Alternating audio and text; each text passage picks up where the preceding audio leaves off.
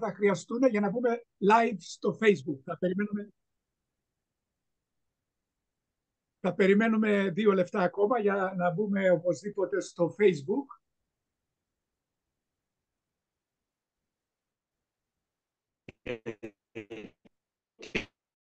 Είναι 2 και 5 αυτή τη 2 και 5, ναι. Ναι. Θα περιμένουμε. Μπορεί να περιμένουμε τις 2 και 10.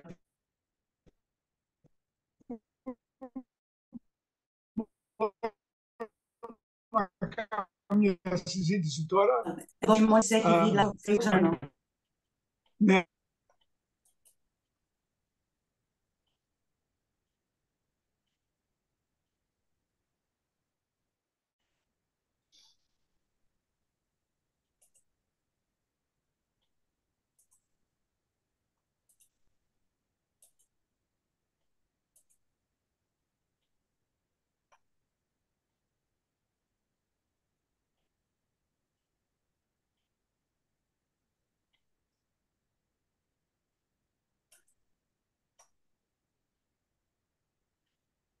Okay.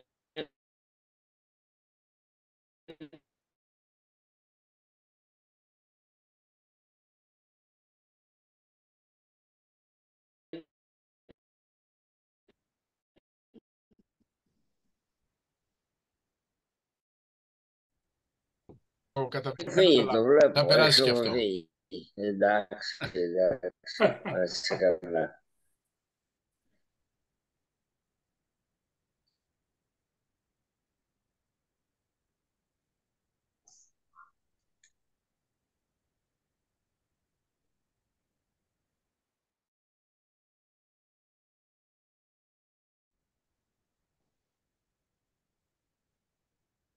Κυρία Σαδάκη. Καλώς όρισες, Ελένη. Ναι. Και ο κύριος Στόμπρος. Καλώς σας βρήκα. Μας κάνει καλό καιρό. Και ο κύριος Στόμπρος, καθηγητής δορυφορικής στο Καποδιστριακό Πανεπιστήμιο, που με είχε καλέσει να μιλήσω στο Πολεμικό Μουσείο και τον ευχαριστώ. Καλώς σας βρήκα.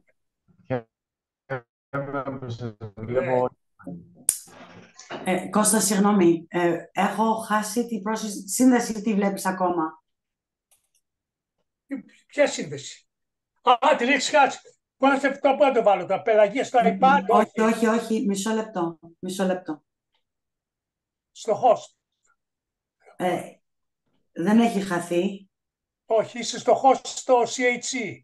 Ναι, ωραία.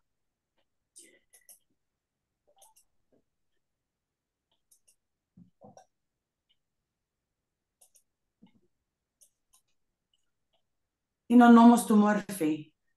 Όταν βιαζόμαστε... Σκοντάφτουμε. Ναι. Δεν έχω σκοντάψει ακόμα, απλώς καθυστερεί ο υπολογιστής. Μήπως θες να σε κάνω reclaim από εκεί και να σε βάλω στο άλλο, στο iPad? Όχι. Το έχω μπροστά μου, μισό λεπτό. Είναι ο νόμος του Μέρφυ που λέει if anything can go wrong, it will.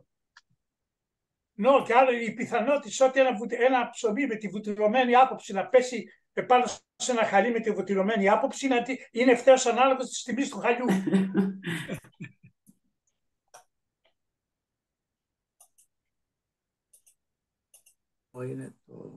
Ωραία.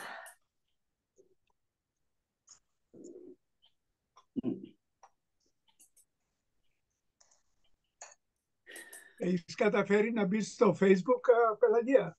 Το recording έχει ξεκινήσει. Το Facebook είναι δύσκολο σήμερα. Διότι είναι αδύνατο, δηλαδή διότι έχουμε κάνει ανακοίνωση ότι μπορούν και από το Facebook να μπουν. Είναι αδύνατο. Λοιπόν.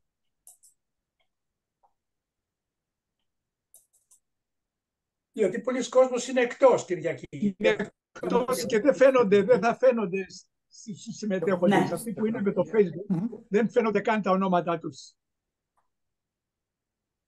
Εάν έχουν μπει διαμέσου του Facebook, δεν θα δεις τα ονόματά τους. Δεν θα φαίνονται τα ονόματά τους, όσοι είναι με Facebook. Αλλά πρέπει μόνο να στο Zoom. Μόνο στο Zoom.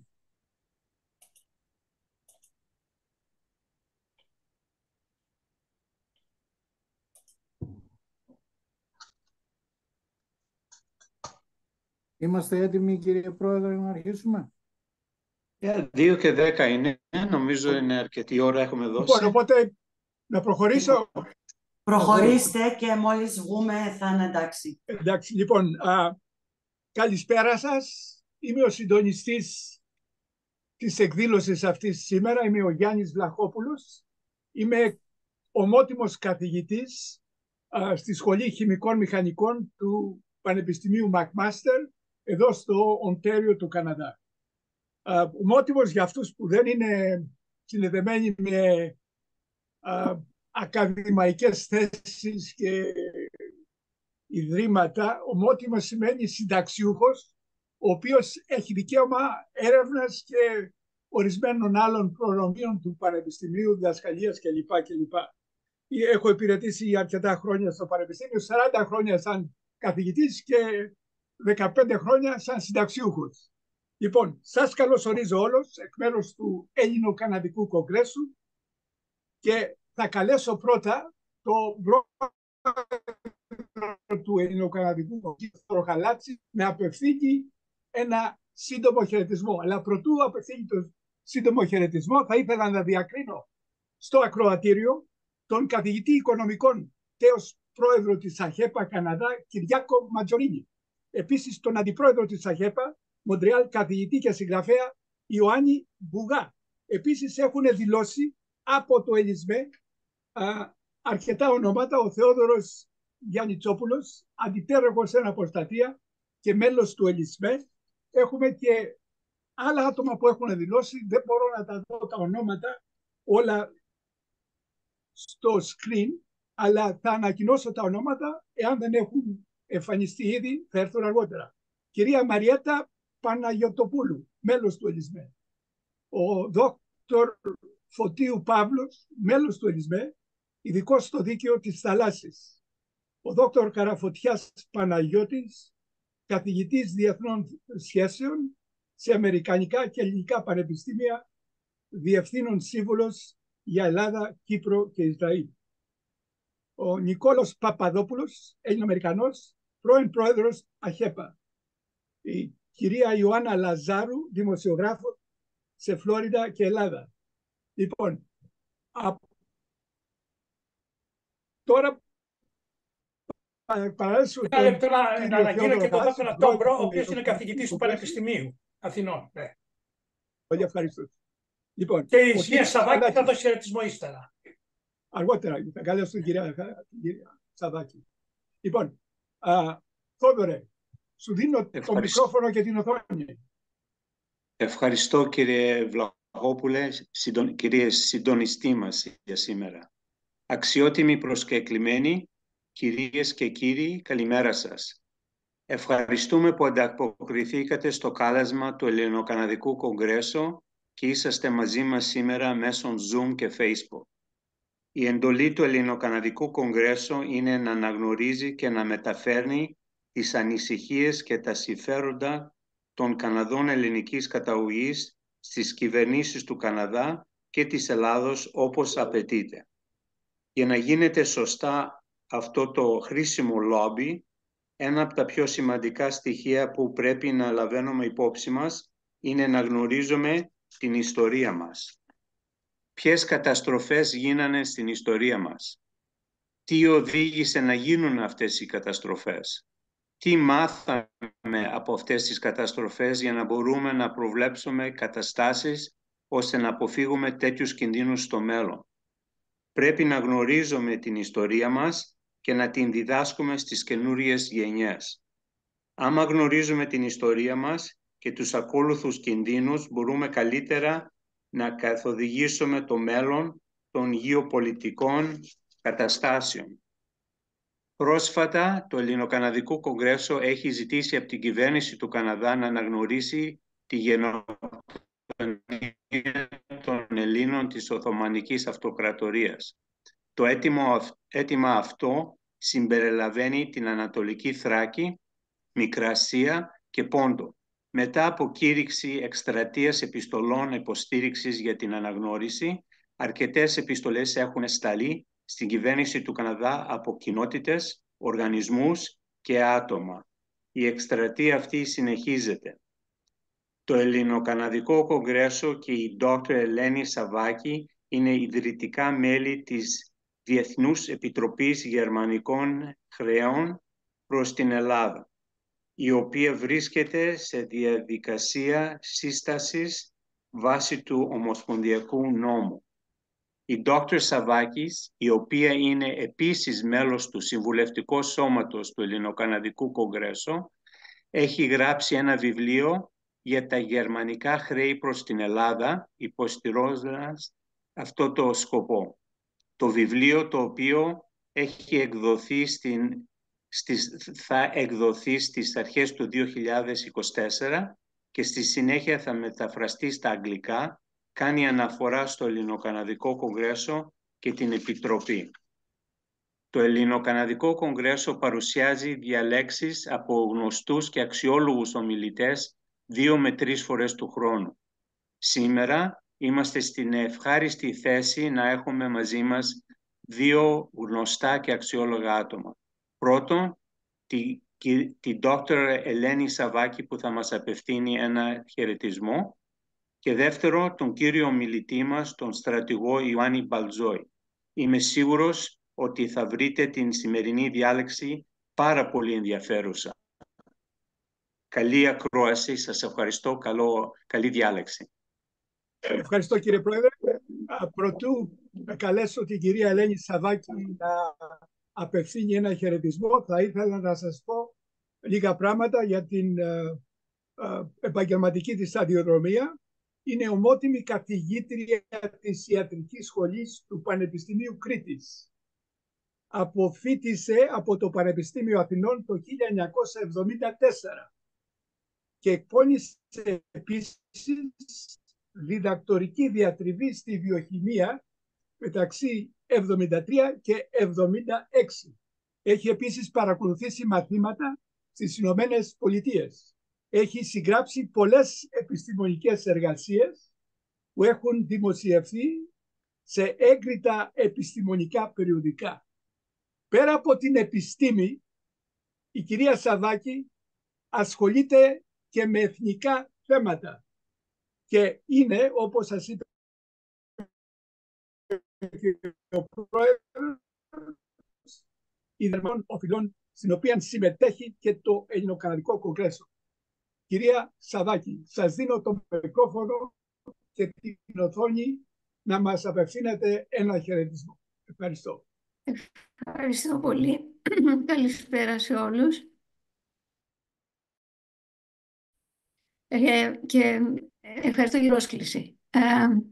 Σαν μέλος του Συμβουλευτικού του Ελληνοκαναδικού Κογκρέσου, αλλά και σαν ένα από τα ιδρυτικά μέλη της Επιτροπής για τις Γερμανικές Οφειλές, της International Committee for the German Debt to Greece, θα ήθελα πρώτα απ' όλα να συγχαρώ τη διοίκηση και τα μέλη του Κογκρέσου για τα επιτεύγματά σας. Όχι μόνο στον Καναδά, αλλά και στην ευρύτερη διασπορά και μάλιστα σε εποχή με αντίξωες συνθήκες, γεγονός που σας τιμά ιδιαίτερα.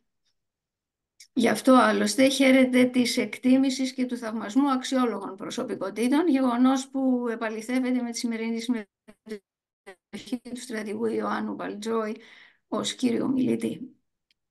Πιστεύω ακράδαντα ότι το έθνος των Ελλήνων εκτείνεται πολύ πέρα από τα σύνορα του ελληνικού κράτους. Είναι καθοριστικός ο ρόλος της ομογένειας για την υπεράσπιση των εθνικών μας θεμάτων, διασφαλίζοντας στην Ελλάδα διεθνή ακτινοβολία και συμβάλλοντας στο σεβασμό της εκ μέρους της διεθνούς κοινότητας. Πιστεύω επίσης ότι η μελλοντική πορεία μας θα είναι βίωνη και δημιουργική, χωρίς διαιρέσεις και διχασμούς, χωρίς ιδιοτέλεια και δομικές φιλοδοξίες. Έχουμε να παλέψουμε για πολύ σημαντικά εθνικά θέματα, όπως είναι η οριοθέτηση της υφαλοκρηπίδας και της ΑΟΣ της Ελλάδας, η εφαρμογή της συνθήκης της Λοζάνης στη σχέση μας με την Τουρκία, η επίλυση του Κυπριακού, η διεκδίκηση της πληρωμής κατοχικού δανείου επανορθώσεων από τη Γερμανία, η επανένωση των γλυπτών του Παρθενώνα και άλλα θέματα που απαιτούν αραγή ενότητα. Κλείνοντας το χαιρετισμό μου, θα ήθελα να σας νοστοποιήσω ότι το βιβλίο στο οποίο αναφέρθηκαν προηγουμένως και ο πρόεδρος κ. Χαλάτσης, σχετικά με τις γερμανικές οφειλές προς την Ελλάδα από το Δεύτερο Παγκόσμιο Πόλεμο, είναι στον εκδότη. Και θα ήθελα να ευχαριστήσω το Ελληνοκαναδικό Κογκρέσο για την αρρωγή και τη συνεργασία του. Το βιβλίο θα κυκλοφορήσει με editor την Επιτροπή International Committee for the German Debt of Greece, του Greece, η οποία είναι δημιούργημα του Ελληνοκαναδικού Κογκρέσου. Το βιβλίο αυτό θα χρησιμοποιηθεί σαν αιχμή του δώρατος και σαν προωθητικό μέσο προκειμένου να διεκδικήσουμε το χρέος της Γερμανίας, εποχή που η Ελλάδα ασφικτιά με δικό της χρέος 400 δις, τα οποία και πληρώνει ανελιπώς, σε αντίθεση με τη Γερμανία, η οποία έχει πολύ μεγαλύτερο χρέος στην Ελλάδα και αρνείται να πληρώσει. Ευχαριστώ πολύ. Καλή συνέχεια. Εύχομαι κάθε επιτυχία στο συνέδριο. Ευχαριστώ πολύ, κύριε.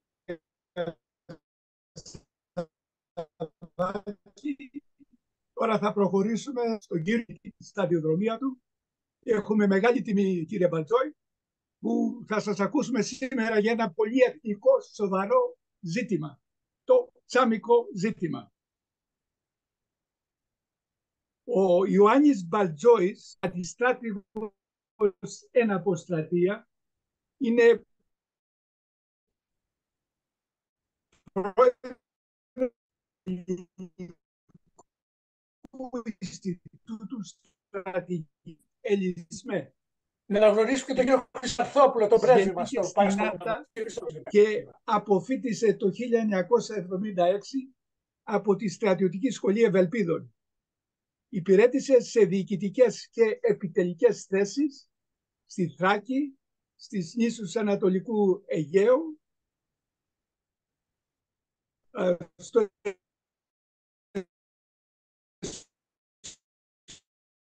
το υπηρέτησε σε ιδιαίτερες θέσεις όπως παρατηρητής της Ευρωπαϊκής Ένωσης κατά τον πόλεμο Βοσνίας 93-94 και αξιωματικός επιχειρήσεων της European Community Monitor Mission.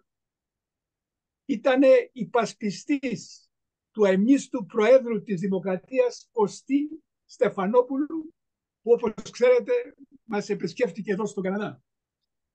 Ήταν ακόλουθος της άμυνας στο Τελ-Αβίβ από το 2000 έως το 2003, κατά τη διάρκεια της δεύτερης Παλαιστινιακής Ιντιφάντα του Αλαξά. Ο στρατηγός Μπαλτζόης είναι απόφοιτος της Ανωτάτης Σχολής Πολέμου, απόφοιτος της Σχολής Εθνικής Αμήνης. Επίσης είναι κάτοχος διπλώματος από το Tactical Intelligence School από το Fort Huachuca, Αριζόνα, του US Army. Είναι κάτοχος μεταπτυχιακού στη γεωπολιτική ανάλυση, γεωστρατηγική σύνδεση και σπουδές άμυνας και διεθνούς ασφάλειας του Εθνικού και Καποδιστριακού Πανεπιστημίου Αθηνών. Έχει λάβει συνολικά 14 μετάλλια. Έχει τιμηθεί με τα μετάλλια 6 ευρωπαϊκών κρατών, Πορτογαλίας, Πολωνίας, Κύπρου, Εσθονίας, καθώς και της Ευρωπαϊκής Ένωσης, και έχει λάβει από την αυτή μεγαλειότητα των βασιλέα της Σουηδίας επίσης ένα μετάλλιο. Του έχει ακόμα απονεμηθεί το 2003 ο τίτλος του μικρού σταυροφόρου του Τάγματος Ορθοδόξων Σταυροφόρων του Παναγίου Τάφου από τον Παναγιώτατο Πατριάρχη Ιεροσολύμων. Ο στρατηγός Μπαλτζόης είναι επίσης αρθρογράφος στον έντυπο και ηλεκτρονικό τύπο με εκατοντάδες δημοσιευμένα άρθρα. Είναι γεωπολιτικός αναλυτής σε τηλεόραση και ραδιόφωνο, διαλέκτης σε δεκάδες ημερίδες και σεμινάρια γεωπολιτικών και όχι μόνον αναλύσεων, και συμμετέχει συγγραφικά σε 6 βιβλία του Ελισμέ. Χωρίς περισσότερα, στρατηγέ Μπαλτζόη, σας δίνω το μικρόφωνο και την οθόνη. Σας ευχαριστώ πολύ. Θα μου επιτρέψετε να κάνω share screen το PowerPoint. Γιατί δεν μου το έχει. Μήπως πρέπει να μου δώσετε. Πρέπει να κάνετε share screen. Το κάνω share. Multiple share screen.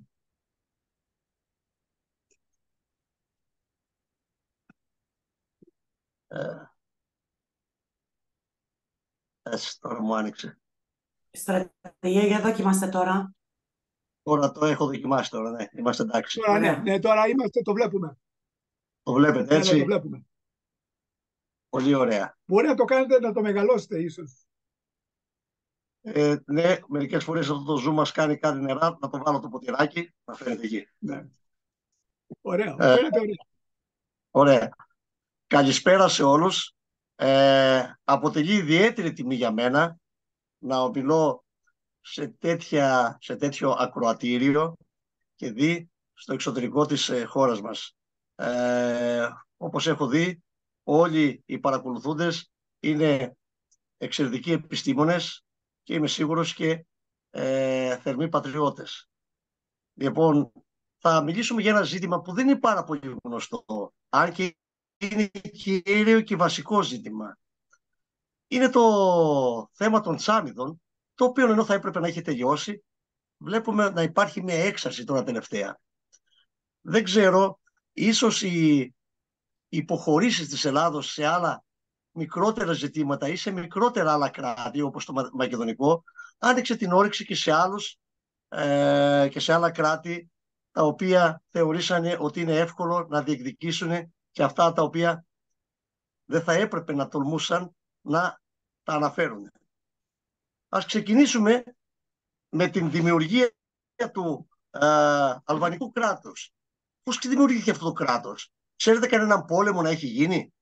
Λοιπόν, δεν υπάρχει πόλεμος όπου το αλβανικό έθνος να πολέμησε για την ανεξαρτησία του. Γιατί? Βλέπετε, η δημιουργία του αλβανικού κράτους, σύμφωνα και με τον καθηγητή μου τον Γιάννη Ντομάζη, αποτέλεσε τον καρπό του ανταγωνισμού της Αυστρουγγαρίας, η οποία, έχοντας μαζί με τη Γερμανία επεκτατικές βλέψεις προς το γεωπολιτικό σύμπλοκο της Μεσογείου και της Μέσης Ανατολής, επεδίωκε την ανάσχεση της Σλαβικής καθόδου προς την Αδριατική και στη Μεσόγειο, όπως και την ανάσχεση των αντιστοίχων επεκτατικών βλέψεων της Ιταλίας προς το ίδιο γεωπολιτικό σύμπλοκο. Όμως οι ιταλικές βλέψεις για τον έλεγχο του στομείου της Αδριατικής σταματούσαν από πλευράς Ρώμης στον έλεγχο της Κέρκυρας και της Αλβανίας. Για την επίτευξη του σκοπού αυτού ήταν επιβλημένος ο έλεγχος του άξονος Οτράντο-Αυλώνος, αλλά και της νήσου Σάσονος, την οποία ονόμαζαν Γιβραλτάρ της Αδριατικής, καθώς και των διαποντίων νήσων, με στόχευση τους εμπερματικούς διάβλους στην θαλάσσια αυτή περιοχή. Ταυτόσιμες σχετικά με την Αδριατική και την Μεσόγειο, άρα και ανταγωνιστικές, ήταν και οι βλέψεις της Σερβίας, που επεδίωκε προβολή ισχύως επί της Αλβανίας. Επιγραμματικά, πριν σας πω τους διάφορους σταθμούς της ιστορίας της δημιουργίας του αλβανικού έθνους, δέστε, αυτή είναι η νήσος Σάσον. Μια άγωνη νήσος, αλλά με υψηλότατη στρατηγική σημασία. Κατά τη διάρκεια του ψυχρού πολέμου, οι Σοβιετικοί είχαν βάσεις πυρηνικών υποβρυχίων εδώ. Υπάρχουν τούνελ μέσα στη θάλασσα κλπ. Λοιπόν, εδώ είναι η Κέρκυρα, προσέξτε. Εδώ είναι οι διαπόντιοι νήσοι που ανήκουν στην Ελλάδα. Και εδώ η Σαζάνη είναι η Σάσον, η οποία ήταν δική μας και με απόφαση το 1914 της Ελληνικής Βουλής τη χαρίσαμε. Επαναλαμβάνω, τη χαρίσαμε. Στο τέλος, άμα θέλετε, μπορούμε να πούμε πώς ακριβώς έγινε αυτό. Επί κυβέρνηση Ελευθερίου Βενιζέλου. Με συγχωρείτε, αλλά δεν αλλάζουν τα slides. Δεν αλλάζουν. αλλάζουν, Θέλετε, τότε. πατήστε το F5 για να ξεκινήσει η προβολή. Πολύ ωραία.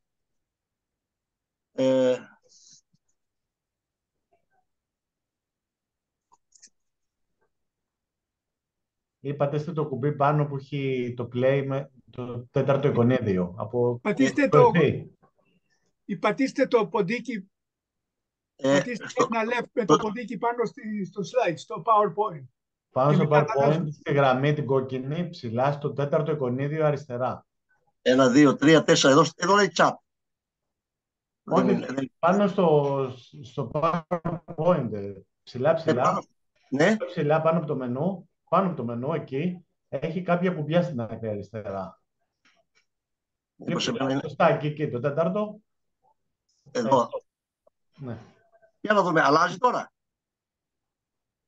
Αλλάζει. Πρέπει να πάτε τώρα από εκεί που κάνετε το share screen να επιλέξετε την προβολή. Στο αριστερό, Λοιπόν, αριστερό. εάν πάτε με το ποντίκι πάνω στην διαφάνεια που έχετε και πατήστε μία φορά, μετά θα αλλάζουν. Κάτω, μπράβο. Εκεί. Αλλάζουν τώρα. Αυτό, τώρα αλλάζουν. Ναι. Πήγαινε στο κάτω τώρα. Λοιπόν, ας το αφήσουμε έτσι νομίζω, να το δείχνουμε εκεί, γιατί το Zoom μας κάνει διάφορα κόλπα εδώ στην Ελλάδα, μας κάνει και στο Ινστιτούτο. Λοιπόν, τώρα μπορείτε να προχωρήσετε τώρα. Τώρα αλλάζουν. Τώρα αλλάζουν. Πολύ ωραία. Εδώ θα ήθελα να δείτε τι είναι η κυριότερη σταθμή για τη δημιουργία του αλβανικού κράτους. Η αφιτερία του αλβανικού μεγαλοειδιατισμού άρχισε το 1912. Βέβαια, τέλος του 18ου αιώνα, με τη Σύνοδο της Πρισδένης, αρχίσει να δημιουργείται το θέμα. Αλλά κοιτάξτε εδώ, κοιτάξτε λοιπόν εδώ, 17 Μαΐου 1914, με την κήρυξη της Αυτόνομης Πολιτείας της Βορείου Ηπείρου και το πρωτόκολλο της Κέρκυρας, το οποίο ακόμα ενισχύει. Λοιπόν, αυτά για να δείτε πώς προχώρησε η κατάσταση για την δημιουργία της Αλβανίας. Δεν βλέπετε πουθενά μάχη, κανένα απελευθερωτικό αγώνα. Εδώ θέλω να σας δείξω ένα χάρτη, ο οποίος λέει τα εξής. Εδώ πάνω στο κόκκινο ήταν κατά την αρχαιότητα η Βόρειο Ήπειρος, δηλαδή που ήταν όλοι οι Έλληνες της Ηπείρου. Αυτός εδώ ο χάρτης ήταν σύμφωνα με το πρωτόκολλο της Κέρκυρας και εδώ κάτω και νοτιότερα ανήκει στην Ελλάδα, ήταν η αυτόνομη περιοχή της Βορείου Ηπείρου και αυτά είναι τα σύνορα τα σημερινά. Προχωράμε.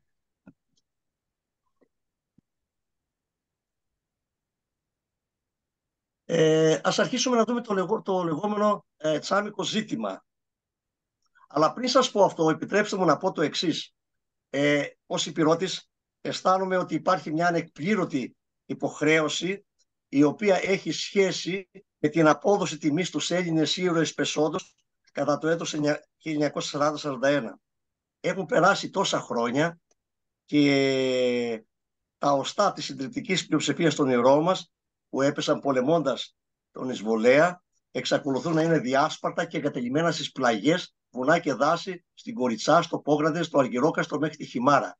Σύμφωνα λοιπόν με επίσημα στοιχεία, οι Έλληνες πεσόντες αξιωματικοί και στρατιώτες ανέρχονται στους 13.936, από τους οποίους 7.976 έπεσαν στη Βόρειο Ήπειρο και ελάχιστοι είναι σήμερα ενταφιασμένοι, γιατί υπάρχουν μόνο 2 οργανωμένα ελληνικά στρατιωτικά κημητήρια στους Βουλιαράτες και στην Κισούρα.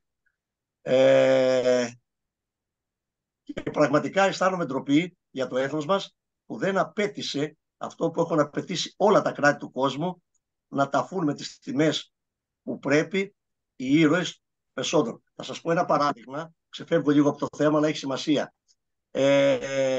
Το ύψωμα 731, σήμερα είναι 726. Έχει κατέβει 5 μέτρα κάτω από τους ανελεείς βομβαρδισμούς στην μεγάλη ιαρινή αντιπίθεση των Ιταλών, παρουσία του Μουσολίνη που δεν επετεύχθη.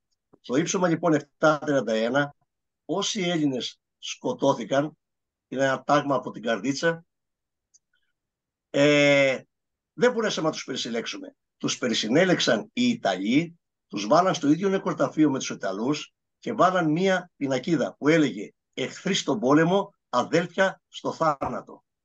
Μαζέψανε τα κορμιά των Ελλήνων ηρώων οι Ιταλοί.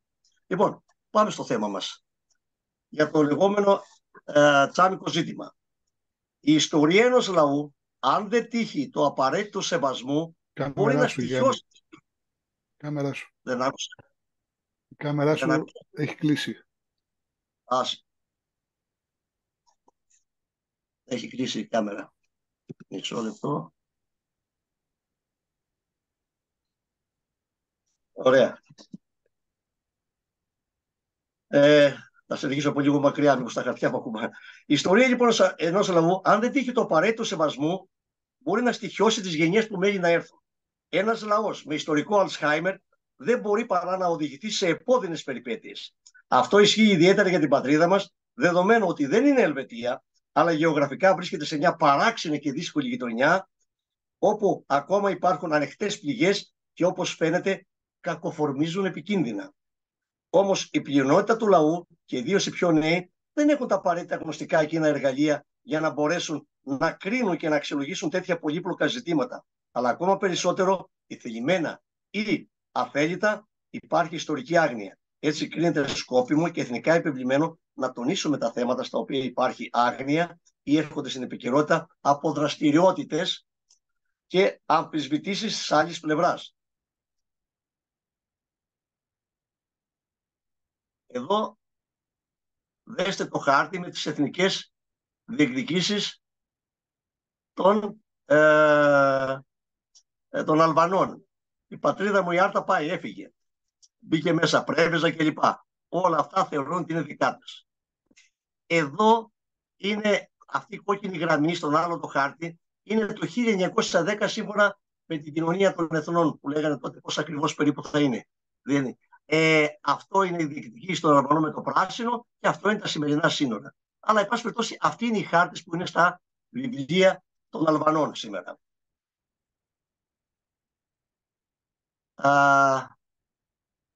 Μάλλον, ας μείνουμε σε αυτό το χάρτη.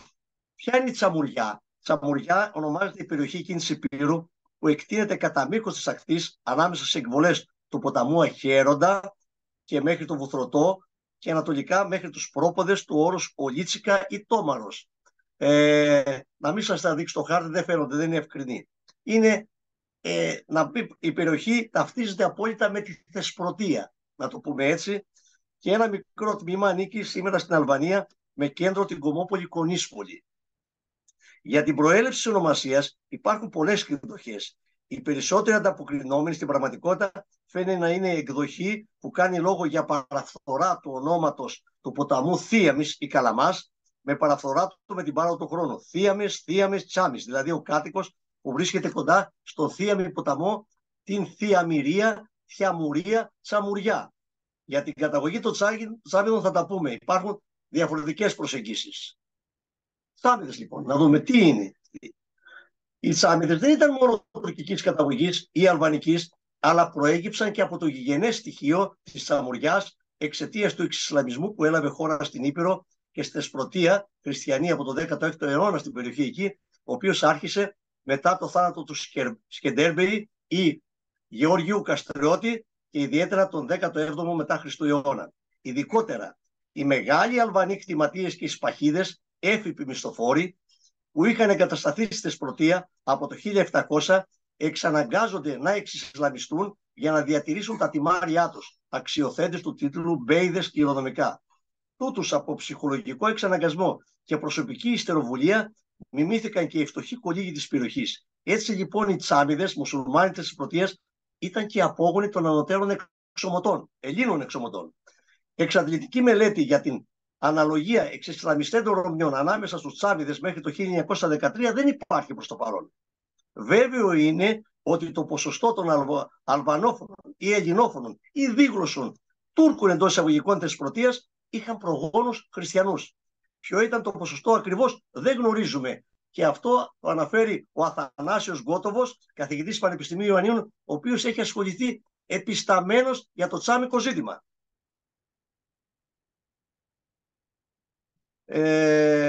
Καταρχήν, να πούμε το εξής, ότι οι εξισλαμιστέντες αυτοί οι χριστιανοί διατήρησαν την ελληνική γλώσσα και συμπαθούσαν τους χριστιανούς κατοίκους με τους οποίους πολλοί από αυτούς συνδέονταν και με δεσμά συγγένειας.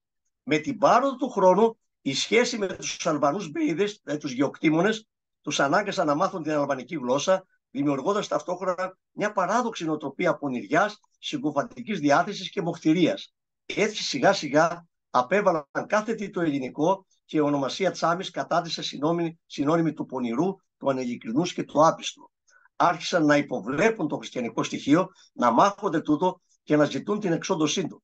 Με τον τρόπο αυτό δημιουργήθηκε η μικρή μουσουλμανική μειονότητα της Τσαμουριάς στη Θεσπρωτεία με καθαρά τουρκική καταρχήν φιλετική συνείδηση. Έχει μεγάλη σημασία να δούμε πώς διαμορφώνεται ο πληθυσμός των διαμενών των Τσάμιδων στην περιοχή της Θεσπρωτείας μέσα από αρχεία, υπηρεσιακές αναφορές, αστυνομικές αρχές κλπ. Το 1923, προσέξτε, ζούσαν στη Δεσποτεία καταγεγραμμένοι 20.319 μουσουλμάνοι, οι οποίοι είχαν τα αλβανικά ως μητρική γλώσσα. Το 1925 η αλβανική κυβέρνηση έδωσε τον αριθμό των 25.000. Δεν έχει σχέση με την πραγματικότητα, δεν φαίνεται σε κανένα έγγραφο. Το έδωσε η Αλβανία μόνη της αυτό. Από την απογραφή του 1928, έγινε απογραφή του 1928, προέκυψε ότι στην Ήπειρο ζούσαν 17.008 αλβανόφωνοι μουσουλμάνοι. 17.000 μουσουλμάνοι μόνο. Προσέξτε, το 1938 αναφέρθηκαν από τη Γενική Διοίκηση Υπήρου 17.311 αλβανομουσουλμάνοι. Αρχίζαν πλέον να μιλούσαν αλβανικά και να έχουν μια συνείδηση αλβανική, ιδίως μετά τη δεκαετία του 20, αρχίζαν από Τουρκαλβανούς να τους λένε Αλβανοτσάμιδες κλπ. Βλέπετε ότι τα στοιχεία της απογραφής του 28 μέχρι το 38 σε 10 χρόνια δεν διαφέρουν και πολύ. Η επεξεργασία των αποτελεσμάτων του 40 δεν ολοκληρώθηκε ποτέ, αλλά τα στοιχεία που είναι γνωστά δείχνουν αναλογία χριστιανών προς μουσουλμάνους 3/1 και εκτιμάται ότι είναι η πιο αξιόπιστη πηγή που ανταποκρίνεται στην πραγματικότητα. Συγκεκριμένα, στη Δεσποτεία το 1940 υπήρχαν 128 πόλεις και χωριά και κατοικούσαν 44.366 χριστιανοί και 16.661 μουσουλμάνοι. Οπότε, μουσουλμάνοι τσάμιδες στο σύνολο 61.027 κατοίκων, μόλις ανήρχεται στους 16.661, δηλαδή περίπου το 27%. Να προχωρήσουμε παρακάτω και να πούμε ότι οι Τούρκο-τσάμιδες ή Αλβανο-τσάμιδες με τη συνθήκη των Αθηνών του 1913 προστατεύονταν σαν θρησκευτική μουσουλμανική μειονότητα, ενώ κατέστησαν Έλληνες υπήκοοι αφού το Φεβρουάριο του 2013 ελευθερώθηκε η Ήπειρος από τον Οθωμανικό ζυγό. Μέχρι τότε ήταν Τούρκοι υπήκοοι της Οθωμανικής Αυτοκρατορίας. Είχαν δικά τους σχολεία για την εκμάθηση της γλώσσας και τεμένοι, στα οποία δίδασκαν οι χοτζάδες που πληρώναν από το ελληνικό δημόσιο. Κατά τους Βαλκανικούς πολέμους το 12-13 η προπαγάνδα της Αυστρίας στρατολόγησε πολλούς πράκτορες μεταξύ των τσάμιδων, τους οποίους κινητοποίησε κατά του ελληνισμού. Μερικοί τσάμιδες κατά την περιοχή, μέσα στις Θεσπρωτείες, στην Παραδειχιά είναι εκεί. Επί δικτατορίας Παγκάλου, οι τσάμιδες αναγνωρίστηκαν Αύγουστος του 1926 με ελληνική πρωτοβουλία και προς εκδήλωση φιλικών αισθημάτων προς την Αλβανία σαν αλβανική μειονότητα για να αποφύγουν την ανταλλαγή. Ενώ σύμφωνα με την Ελληνοτουρκική Σύμβαση Ανταλλαγής της 31ης του 1923 η Ελλάδα θα απαλλάσσονταν της παρουσίας αυτών, παρά το γεγονός ότι πολλοί από τους μουσουλμάνους της Αμμουργιάς ήταν υπέρ της αλλαγής και επιθυμούσαν να χωρίσουν προς την Τουρκία. 5.000 έφυγαν. Τους οποίους το δέχτηκε η Τουρκία. Έχουμε λοιπόν ότι μια ανθελληνική δράση πριν το 40, φτάσουμε στο 40, το 40 έχουν τα ιδιαίτερα χαρακτηριστικά. Δίκτυα αλβανικής προπαγάνδας μεταξύ των μουσουλμάνων υπήρχαν ήδη μετά την απελευθέρωση της Υπήρου. Το προχωράω λίγο γρήγορα, γιατί ο κύριος Παπάς με πει σε 30 με 40 λεπτά, μετά μου πει λίγο παραπάνω, πας περιπτώσει. Λοιπόν, κατά την απελευθέρωση της Πρωτείας... Δεν σας πεις, μπορεί να πάτε και 50 λεπτά, προς Θεού. Είσαστε πάρα πολύ καλά, ναι. Θα αφήσω τα πιο σημαντικά. Κατά την απελευθέρωση της Πρωτείας στο πλαίσιο των Βαλκανικών πολέμων, οι μουσουλμάνοι τσάμιδες πολέμησαν στο πλευρό του τουρκικού στρατού. Επομένως, η απελευθέρωση της περιοχής δεν ήταν επιθυμητό και ευτυχές γεγονός από τη δική του σκοπιά. Η ελπίδα όμως ότι η νέα αυτή πραγματικότητα, το Ρωμαϊκό όπως το ονομάζανε, θα είναι προσωρινή. Παρέμεινε σε αυτούς μαζί με τα δίκτυα που τις συντηρούσαν, που πρώτα ελέγχονταν από την Τουρκία και μετά από την Αλβανία. Σε ένα πολυσέλιδο υπόμνημα που υποβάλλεται από το Συμβούλιο Αλβανικής Διοίκησης της Αμμουργίας, η ξυλία, θα το πούμε παρακάτω, το 1943 προς τη γερμανική Wehrmacht, φαίνεται καθαρά που λένε ότι είμαστε προσωρινά για να μπορέσουμε να την ξαναπάρουμε όλοι. Η συμβίωση των με το χριστιανικό στοιχείο της περιοχής υπήρξε εξ αρχής προβληματική. Η πολιτισμική διαφοροποίηση, οι κτηματικές διαφορές και η στάση του ελληνικού κράτους απέναντί τους ενίσχυσαν την καχυποψία και επέτρεψαν τη δράση εξτρεμιστικών αλυτρωτικών στοιχείων στην Αλβανία και στη Δεσπορδία. Αυτό έγινε εντονότερο μετά το 1923, όταν το ελληνικό κράτος, δεχόμενος τους πρόσφυγες από τη Μικρά Ασία, έκανε αναδιανομή της γης. Οπότε οι Τσάμιδες, που είχαν περισσότερη γη από τους Έλληνες, δώσανε περισσότερα για να μπορέσουν να εγκατασταθούν πρόσφυγες από τη Μικρά Ασία. Και αυτό αύξησε τη δυσαρέσκεια των Τσάμιδων της περιοχής. Πάμε πιο κάτω να δούμε τους παράμετρους της σύγκρουσης. Κατά την Ιταλική επίθεση της 28ης Οκτωβρίου, προσέξτε, ο ελληνικός στρατός υποχώρησε στο νότιο τομέα, στην τοποθεσία Ελαία Καλαμά, όπως ήταν το σχέδιο, το αρχικό σχέδιο, όχι του Γενικού Επιτελείου, του στρατηγού Κατσιμήτρου, ο οποίος δεν εκτέλεσε ακριβώς το σχέδιο του Γενικού Επιτελείου, αλλά προτίμησε να κάνει άμυνα μέχρι σκάτω στην τοποθεσία Ελαία Καλαμά, στο Καλπάκι, όπως έχετε ακουστά, διότι θεώρησε, και το λέει στο έργο του Ήπειρος Προμαχούσα, ότι λέει, αν εγώ υποχωρούσα εκεί που μου λέγανε να πάω στο Μακρινόρος μετά την Άρτα, θα άφηνα όλη την Ήπειρο στα χέρια των Ιταλών. Πώς θα έλεγα στους στρατιώτες μου, που στο 100% ήταν Υπηρώτες, να αφήσουν τα σπίτια τους, τις μανάδες τους, τους πατεράδες τους, τα παιδιά τους, λοιπόν, τις γυναίκες τους, στα χέρια των Ιταλών. Άσε, λέει, που εγώ έπρεπε να κινούμε μόνο νύχτα, γιατί δεν είχαμε αεροπορική κάλυψη, και οι Ιταλοί θα κινούνταν μέρα νύχτα και θα μας προλαβαίναν στον κάμπο της Άρτας και θα μας αποδεκατίζανε. Γι' αυτό η διαταγή που έβγαλε ήταν άμυνα μέχρι σκάτω στο Καλπάκι. Τελική, λέει, προσπάθεια. Λοιπόν, συνεχίζουμε. Προσέξτε. Όταν υποχώρησε στο νότιο τομέα ο ελληνικός στρατός, οι Τσάμιδες αποτέλεσαν την εμπροστοφυλακή του Ιταλικού στρατού, συμμετέχοντας, ακούστε, με σε 8 τάγματα. Τα 6 τάγματα ήταν καθαρά αλβανικά και τα 2 ήταν καθαρά τσάμικα. Θα πει κάποιος, πού βρεθήκαν αυτοί οι Τσάμιδες? Πριν από την έναρξη του πολέμου του 40, από το 39-38, όταν οι Ιταλοί πήγαν στην Ιταλία, φύγανε πάρα πολλοί Τσάμιδες από την Θεσπρωτεία, πήγαν στην Αλβανία, ενταχθήκαν στον Ιταλικό στρατό και δημιουργήσαν αμυχώς τσάμικα τάγματα.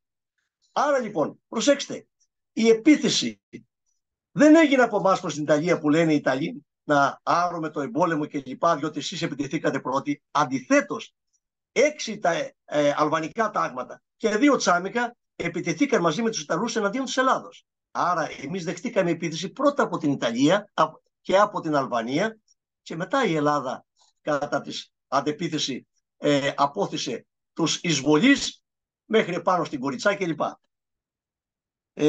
Μάλιστα, κατά την Ιταλική επίθεση της 28ης Οκτωβρίου, όταν υποχώρησε στο νότιο τομέα, είπαμε ότι οι Τσάμιδες ήταν εμπροστοφυλακοί. Μπήκαν λοιπόν στο Μαργαρίτη, όπου εκεί οι κάτοικοι τους υποδεχτήκαν σαν ελευθερωτές, γιατί το Μαργαρίτη ήταν σχεδόν καθαρά τσάμικη χωριό, και ύψωσαν και την αλβανική σημαία. Με την αντεπίθεση του ελληνικού στρατού και την υποχώρηση των Ιταλών, αρκετοί ένοπλοι Τσάμιδες της Δεσποτείας που είχαν μείνει πίσω πυροβολούσαν στα νότα του ελληνικού στρατού και είχαν θύματα Ελλήνων στρατιωτών από πυρά εκ των όπισθεν, από Τσάμιδες. Στα χρόνια της κατοχής, οι Τσάμιδες βοηθούσαν με ένοπλα τμήματα τα Ιταλικά και αργότερα τα γερμανικά στρατεύματα στις επιχειρήσεις εναντίον των Ελλήνων. Προέβησαν κατά το χρονικό αυτό διάστημα σε ανομολόγητα εγκλήματα κατά του χριστιανικού πληθυσμού. Αναρρύθμιτη φόνη, βιασμοί γυναικών, θα τα δούμε στο τέλος πώς έγιναν, πυρπολίες σπιτιών, κλοπή ολόκληρων ποιμνίων και άλλων κινητών, ήταν πράξεις συνηθισμένες και καθημερινές, θα έλεγα. Όλη η περίοδος από το 1941 μέχρι το καλοκαίρι του 1944 ήταν για τη Δεσπορδία ένα ξύλωμα του Ρωμαϊκού.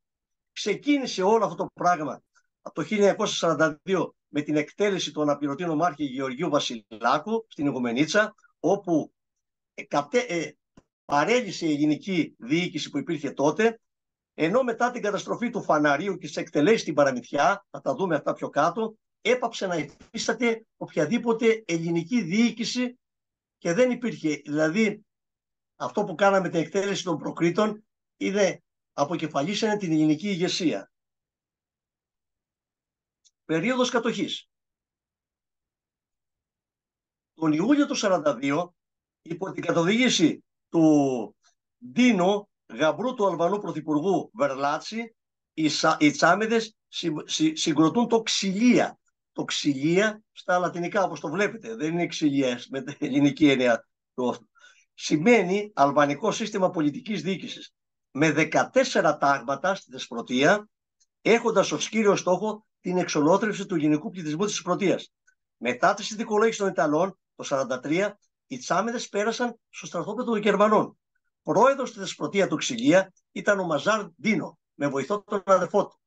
Τόσο με τους Ιταλούς όσο και τους Γερμανούς, οι Τσάμιδες επεδίωξαν την εύνοια και τη συνεργασία με τους κατακτητές, εντασσόμενοι στις στρατιωτικές δομές. Στα Γιάννηνα οργανώθηκε ειδικό στρατιωτικό τμήμα Τσάμιδων με στρατιωτικές γερμανικές στολές. Μπορείτε να δείτε εδώ τις διάφορες εικόνες. Κοιτάξτε ένα τηλεγράφημα του αρχηγού του Τσάμιδων στον Γερμανό στρατηγό που λέει: εξ ονόματος του λαού της Αμμουριάς, σας παρακαλώ να δεχτείτε τις καλύτερες ευχές για το νέο έτος και σας παρακαλώ να θεωρείτε ότι οι εθελοντές τσαμουριώτες μαχητές βρίσκονται στη διάθεσή σας, όπως και οι δικοί σας στρατιώτες. Επίσημο τηλεγράφημα προς τον Γερμανό διοικητή. Λοιπόν, το είναι ο Μαζάρντι. Χαιρετάει τσάμικα τμήματα. Έτσι λοιπόν, από τις πρώτες ενέργειες των Γερμανών, μετά την άφηξή τους στην περιοχή, υπήρξε η προμήθεια για πιο οργανωμένη συγκρότηση των ενόπλων ομάδων των Τσάμιδων που ενεργούσαν στην Ήπειρο. Όλος σχεδόν ο αλβανικός πληθυσμός από την ηλικία των 14 ετών και πάνω εξοπλίστηκε, σχηματίστηκαν νέα ένοπλα τμήματα που τέθησαν από τις οδηγίες των δύο αδερφών, του Μαζάρ και του Νουρί Ντίνο.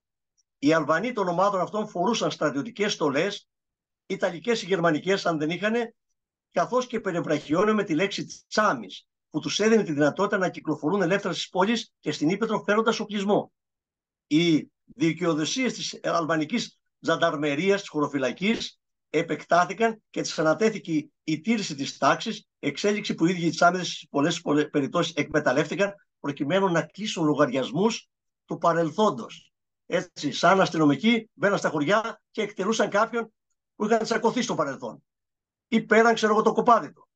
Ή, ξέρω εγώ, άλλα ανομολόγητα εγκλήματα. Στις μάχες που διεξήχθηκαν κυρίως για τον έλεγχο των οδών της Υπήρου, στο πλευρό των γερμανικών δυνάμεων, έδρασαν και ομάδες Τσάμιδων, τους οποίους οι Γερμανοί χρησιμοποίησαν αποκλειστικά εναντίον των ανταρτών. Ιδιαίτερα τα τμήματα των Τσάμιδων κατά την περίοδο της κατοχής επιδότησαν με ανήκουστη θηριωδία σε πιάτσικο των οικειών και των καταστημάτων των Ελλήνων χριστιανών. Σαν να μην αρκούσαν όλα αυτά, υποχρέωσαν τους Έλληνες να φορούν το γνωστό αλβανικό άσπρο σκούφο και όποιος δεν το έκανε αυτό τον εκτελούσαν.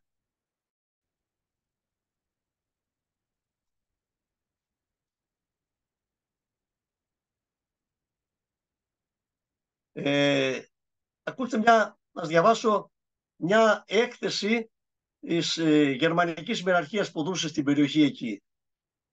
Λέει: τα τμήματα του αλβανικού πληθυσμού, λένε οι Γερμανοί, συμπαρίσταται στα γερμανικά στρατεύματα και έχουν προσφέρει πολύτιμη βοήθεια στον αγώνα κατά των ανταρτών. Και ότι στις μέχρι τώρα επιχειρήσεις κατά των ανταρτών, οι μουσουλμάνοι αποδείχτηκαν ικανοί λόγω της γνώσης της περιοχής, ιδιαίτερα στις επιχειρήσεις ανίχνευσης. Οι Αλβανοί, λένε οι Γερμανοί, στα επίσημα στοιχεία, στα έγγραφά τους, προσδοκούν την ένταξη της Αμμουριάς σε μια ελεύθερη και αυτοδύναμη Αλβανία.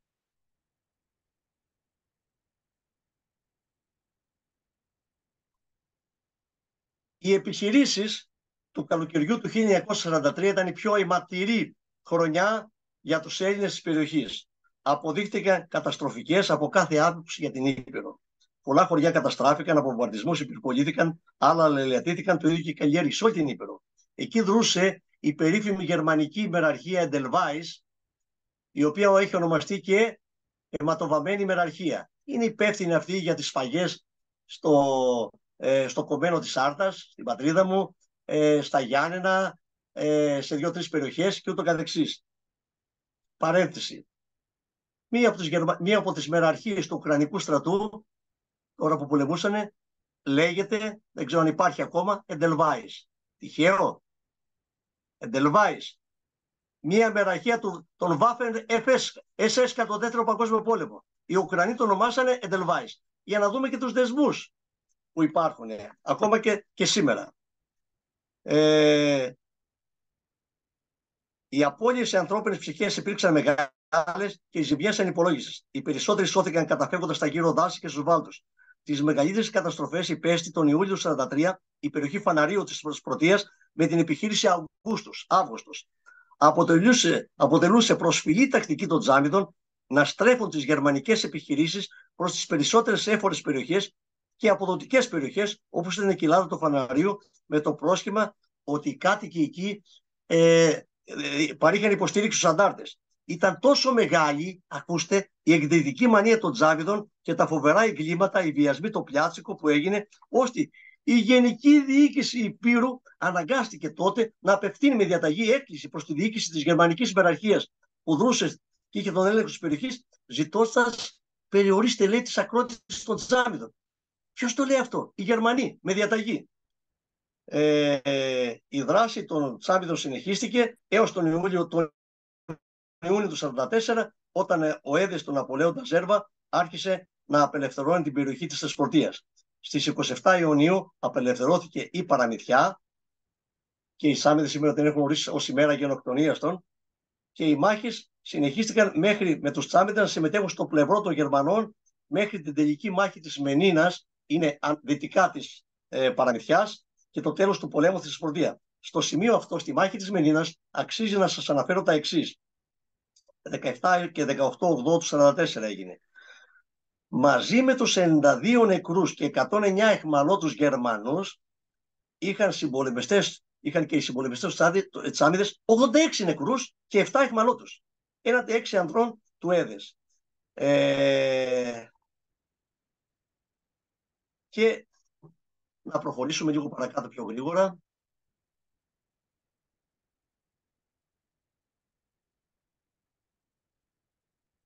Εδώ θα ήθελα, ναι, προσέξτε, η βία δεν εκδηλώνεται ούτε για να ικανοποιηθεί το μίσος, ούτε για να συσσωρευτούν περιουσιακά στοιχεία.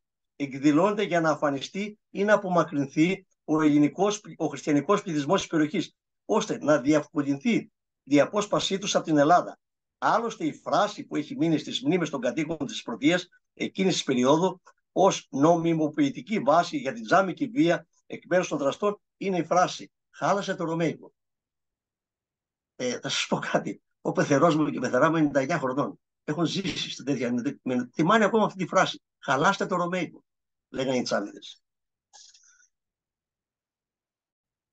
Τα γεγονότα αυτά, το μίσος και η απέχθεια του τοπικού πληθυσμού, εκμεταλλεύτηκαν και οι τοπικοί ηγέτες του Έδεσης, καταγόμενοι από την περιοχή, οι οποίοι έδρασαν στην κατεύθυνση της εκδίωξής των με υπερβάλλοντα ζήλο και με πρωτοβουλίες που αγνοούσε η ηγεσία του Έδες, πλην όμως δεν το απέτρεψε.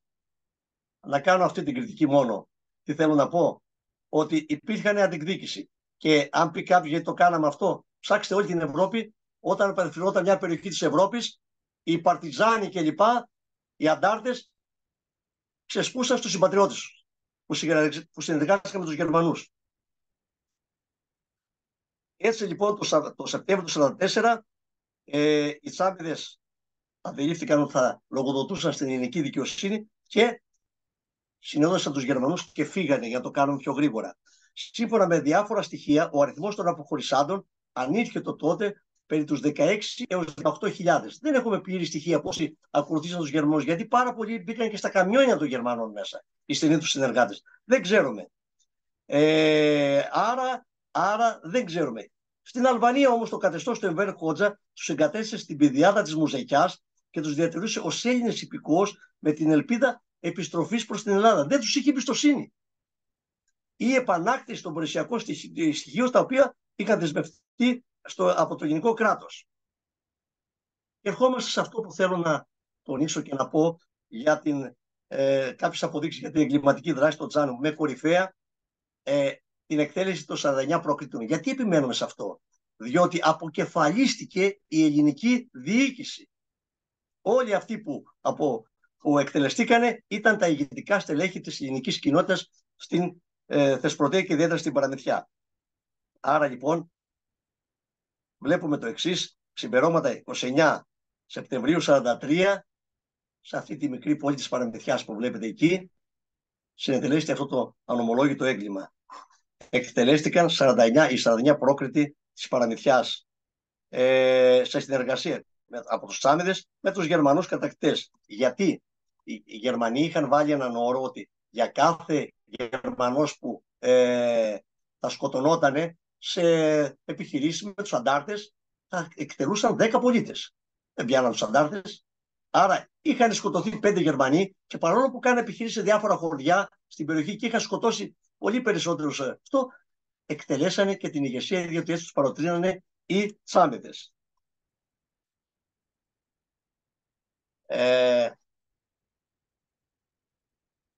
Αυτό έγινε μετά από απόφαση της τσάμικης ηγεσίας, τη Μιντσιλισή Νταρέ, όπως λεγόταν στην περιοχή εκεί, να αποκεφαλιστεί η ελληνική ηγεσία, ώστε να μπορέσουν να Έκλεισε την κάμερα ο στρατηγός, να την ανοίξει.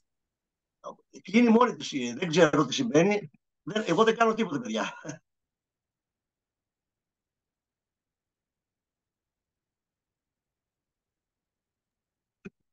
Αλλά συνεχίστε, δεν πειράζει. Όχι, θα την βρούμε. Δεν μου τη βγάζει και την κάμερα εδώ. Κουνήστε το ποντίκι κάτω αριστερά, θα δείτε την κάμερα. Δεν την έχει κάτω, δεν ξέρω γιατί. Κουνήστε το ποντίκι, θα το δείτε. Μια στιγμή τώρα την έβγαλε, ναι. Τον έβγαλε, από πάνω την έβγαλε. Εντάξει, όχι από κάτω. Δεν ξέρω, δεν κάνω τίποτε. Ξέρετε μόνο. Έτσι λοιπόν, ο Μαζάρ Ντίνο, ο επικεφαλής, κρατούσε μια κατάσταση, την έδωσε στους Γερμανούς και πήγαν και συλλάβανε 2 μέρες πριν, 27 του μηνός, 53 κατοίκους της Παραμυθιάς, απελευθερώσαν τους 4 και οι 49 εκτελεστήκανε. Προσέξτε. Καλέσανε το βράδυ, είπαν οι Γερμανοί, να μην εκτελέσουμε παπάδες, καθηγητές, γιατρούς κλπ. Καλέσανε λοιπόν αυτούς τους ανθρώπους και λένε, σας χαρίζουμε τη ζωή. Και στη θέση σας θα βάλουμε άλλους παραμυθιώτες. Και αρνηθήκανε. Έχει σταματήσει το recording. Μάλιστα. Έτσι λοιπόν, ο Παπαβαγγέλης ο Τσαμάτος, ένας από ο αρχιερατικός επίσκοπος της Παραμυθιάς, μαζί με το γυμνασιάρχη Παραμυθιάς, ο οποίος ήταν ο Κωνσταντίνος Ομόπουλος, είναι ο παππούς του γνωστού δημοσιογράφου του Ντίνου Σωμόπουλου του Μέγκα. Αρνηθήκανε να μπουν κάποιοι άλλοι στη θέση τους και πήγανε, ενημερώσαν τους άλλους. Όλο το βράδυ ο Παπαβαγγέλης έψελνε την νεκρόσιμη ακολουθία τους. Και όλοι από κάτω, 48 γονατιστοί, κάναν το σταυρό τους και ψέλνανε και αυτή την νεκρόσιμη ακολουθία των. Φαντάζεστε. Έτσι λοιπόν κατά τις 4 ώρες τα ξημερώματα, παπάς, γιατρός, γυμνασιάρχης, σχολάρχης, δήμαρχος, καθηγητές, δάσκαλοι, ξεκινήσανε από το σχολείο, το δημοτικό σχολείο της Παραμυθιάς και βγήκαν έξω όσοι έχουν πάει στην περιοχή, πήγανε ανατολικά της Παραμυθιάς πριν μπει μέσα στην Παραμυθιά, τραγουδώντας το γέρο Δήμο και το έχετε γεια, μέσα σε ένα έντονο κλίμα συγκίνησης και εθνικής υπερηφάνειας. Πήγανε, εκτελεστήκανε σε έναν σκάμα που είχαν ανοίξει, ένα λάκκο που είχαν ανοίξει την προηγούμενη μέρα Έλληνες που επιστρατευτήκανε με το ζόρι, τους πετάξανε μέσα και τους αφήσανε. Δεν τους σκεπάσανε. Την άλλη μέρα το πρωί έμπαινε μέσα, δηλαδή στις 30 του μηνός, 29 έγινε εκτέλεση, ο καινούριος δεσπότης, ο Δωρόθεος, 32 χρονών δεσπότης. Δεν τον υποδέχτηκε κανένας. Τον ακολουθούσε μόνο ο διάκος του. Μόλις μαθαίνει το περιστατικό, μπαίνοντας μέσα και βλέποντας τον τάφο, πάει στο Γερμανό διοικητή της Παραμυθιάς, τον μέραρχο, με ένα φοβερό θράσος, ενώ ο Ελβετός Μπίκελ, που ήταν ο πρόεδρος του Διεθνούς Ερυθρού Σταυρού, του λέει: μην πας, μην κάνεις, εδώ είναι. Μυρίζει θάνατο όλη η περιοχή. Αρνήθηκε, πήγε και κουνώντας το δάχτυλο μπροστά στο πρόσωπο, του λέει: είσαι χριστιανός, εσύ, του λέει. Πώς επιτρέπεις, λέει, άταφους χριστιανούς, λέει. Πώς επιτρέπεις, θα δώσεις λόγο στο Θεό, του λέει, για αυτό το πράγμα. Λέει: τι θέλεις, του λέει ο μέραρχος. Θέλω να μου δώσεις 3-4 Γερμανούς για συνοδεία, θα πάρω εγώ Έλληνες, θα πάω να τους θάψω, του λέει. Διαφορετικά το κρίμα θα είναι στο λαιμό σου και θα λογοδοτήσει μετά τον πόλεμο. Και έτσι λοιπόν ο δεσπότης ο Δωρόθεος πήρε μερικούς Έλληνες με συνοδεία Γερμανών στρατιωτών, γιατί ξέραν Τον ενημερώσαν ότι οι Τσάμιδες κάνουν κομμάτι στην περιοχή και έθαψε τους 49 προκρίτους. Σκοπός ήτανε να αποκεφαλιστεί η ελληνική ηγεσία. Γιατί έπρεπε να χαλάσουν το Ρωμαϊκό.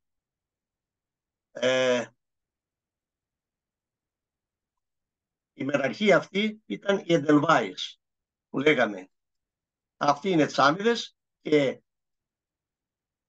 εδώ θα ήθελα να σας πω την έκθεση του Μοιράρχου του 1948, ο διοικητής του Κέντρου Αλλοδαπών Υπήρου, ο Μοίραρχος Ζάκας, έλαβε μια διαταγή το 1948, μετά την απελευθέρωση, μια διαταγή να υποβάλει μια έκθεση τι έχουν διαπράξει, τι εγκλήματα έχουν διαπράξει οι Τσάμιδες. Σε 269 σελίδες έπεβαλε ένα πίνακα εγκλημάτων του αλβανικού συστήματος πολιτικής διοικήσεως, τη ξυλία δηλαδή, κατά την κατοχή. Προσέξτε, τα στοιχεία, λέει ο ίδιος ο Ζάκας, ο Μοίραρχος, είναι πολύ λιγότερα, λέει, από αυτά τα οποία είναι στην πραγματικότητα. Πολλοί, λέει, ακόμα και μετά τον πόλεμο, δεν θέλανε να πούνε τι ακριβώς έγινε. Εκείνο, λέει, που τα στοιχεία είναι τελείως διαφορετικά, είναι αυτό το οποίο λέει βιασμοί των γυναικών. Κανένας δεν μιλούσε. Περίπου, λέει, 209, ο πραγματικός αριθμός είναι πολλαπλάσιο αυτού του αριθμού. Άρα λοιπόν 632 δολοφονηθέντες, 428 εξαφανιστέντες, βιασμοί γυναικών 209 επί 2, 3, 4, 5, κάντε όσο θέλετε, απαγωγές 31, 2.300 τόσοι οικίες περιπολιθέντες, 53 χωριά λελατήθηκαν. Εκεί που μέτρησε κανονικά ο Ζάκας ήταν τα εγωπρόβατα, τα βοηδή κλπ. Αυτά μέχρι και Κυψέλες 742. Τι έγινε μετά το τέλος του πολέμου.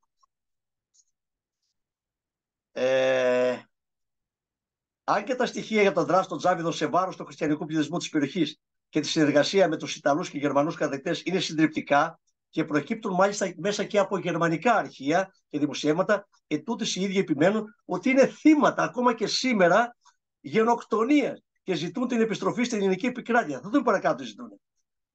Στο βάθος όμως όλων είναι αυτό που λέγαμε, το όνειρο της Μεγάλης Αλβανίας. Όμως μετά την απελευθέρωση της Ελλάδος ψηφίστηκε ειδική ποινική νομοθεσία για την τιμωρία των συνεργαστών με τους Γερμανούς, Ιταλούς και Βούλγαρους. Είχαμε και βουλγαρική κατοχή στη Μακεδονία επάνω.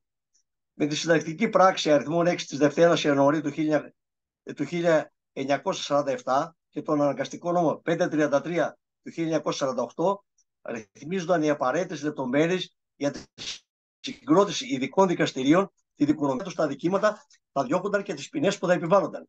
Βάσει αυτών των διατάξεων καταδικάστηκαν από το 1945 που άρχισαν να λειτουργούν αυτά τα δικαστήρια των συλλόγων 1930 Τσάμιδες σε θάνατο από το ειδικό δικαστήριο των συλλόγων Ιωαννίνων, απόφαση 344 του 1945. Από το ίδιο δικαστήριο καταδικάστηκαν 27 Μαΐου 1946 άλλοι 179 Τσάμιδες σε θάνατο και όλοι καταδικάστηκαν ως εγκληματίες πολέμου, ενώ οι περιουσίες δημεύτηκαν βάσει του βασιλικού διατάγματος 2185 του 52 και του νόμου 27891 του 54 με βάση τη συνθήκη της Λοζάνης και εκποιήθηκαν ή διανεμήθηκαν σε όλους όσους έπεσαν θύματα της θεωρηδίας. Παράλληλα με την αριθμόν 5862 του 1907 απόφαση του Υπουργείου Στρατιωτικών, οι Τσάμιδες στερήθηκαν της ελληνικής ηθαγένειας. Μερικές δεκάδες Τσάμιδων που έμειναν στην Ελλάδα παρέμειναν ενόχλητοι και δεν υπήρχαν τίποτε. Το τσάμικο το ζήτημα σήμερα, και φτάνουμε στο τέλος, διαδηλώσεις. Ο Ιβέρ Χότζα προσέφηκε στα Ηνωμένα Έθνη, ζητούσε την αναφορά των Τσάμιδων, αλλά δεν έγινε τίποτα. Γιατί? Διότι βάσει του διεθνούς δικαίου δεν είχαν δικαίωμα. Όταν στρέφεσαι κατά της πατρίδος σου, δεν έχεις κανένα δικαίωμα. Κανένα δικαίωμα πλέον. Και αυτό συνέβη σε όλες τις χώρες της Ευρώπης. Δεν μπορούσε να υπάρξει εξαίρεση στην Ελλάδα. Έτσι λοιπόν οι Τσάμιδες το 1991 απέκτησαν την οργάνωσή τους Τσαμουριά, όπως βλέπετε εδώ στη Σαμερία, και από τότε αρχίζουν και δημιουργούν διάφορες δράσεις. Το 1944 η Αλβανική Βουλή καθιέρωσε ομόφωνα την 27η Ιουνίου ως ημέρα γενοκτονίας των Τσάμιδων, μιμούμενη το ολοκαύτωμα των Εβραίων. Είναι η μέρα που ο Ζέρβας κατέλαβε την παραμυθιά. Συνεχίζεται. Το Μάρτιο του 2011 δημιουργήθηκε ένα κόμμα, το κόμμα των Τζάμιδων, με την ονομασία Κόμμα Δικαιοσύνης, ακούστε, Ενσωμάτωσης και Ενότητας, PDIU, που έβγαλε 3 βουλευτές και συνεργάζεται και με τον Τζάμα και με το Ράμα. Το 1994, είπαμε για την ημέρα. Καθιέρωσε το 1994 ότι 27 Ιουνίου, που ήταν η μέρα των Τζάμιδων, ως ημέρα γενοκτονίας των Τζάμιδων. Δηλαδή οι Τζάμιδες γενοκτονηθήκαν επειδή φύγανε από την Ελλάδα. Εντάξει. Στην Αμερική, ίσως να έχετε ξέρει, κυκλοφόρησαν κείμενα που αναφέρονται το ενδιαφέρον των μουσουλμάνων Τζάμιδων να επανέλθουν στην Τζαμουριά κλπ. Υπάρχει ένας οργανισμός στην Αμερική, ίσως και στον Καναδά, Ameria Human Rights Association, με έδρα τη Μασαχουσέτη. Υπάρχουν παρατήματα στη Βοστόνη, Ντιτρόιτ, Νιου Τζέρσι, Φιλαδέλφια κλπ. Το 2018, σε ένα μνημείο θράσος του Ράμα, ζήτησε, λέει, να γίνει μνημείο πεσόντων Τζάμιδες στην Ελλάδα. Δηλαδή, εδώ δεν ξέρω τι να πω. Εντάξει. Όσο περισσότερο θράσος έχεις, νομίζω τόσο πιο έτσι καλά φαίνεται στους άλλους. Να αναφέρομαι επίσης ότι προσφάτως στην ανακοινωσμένη κεντρική πλατεία των Τυράννων μεταφέρθηκαν υλικά, δηλαδή πέτρες, από τις αλήτρωτες πατρίδες της αλβανικής εθνικιστικής αντίληψης. Από όλα τα Βαλκάνια που οι Αλβανοί θεωρούν ότι είναι δικά τους, μεταφέρανε πλάκες για να στρώσουν την πλατεία. Λοιπόν, από την Θεσπρωτεία μεταφέρανε πλάκες από την Κομμόπολη Φιλιάτες.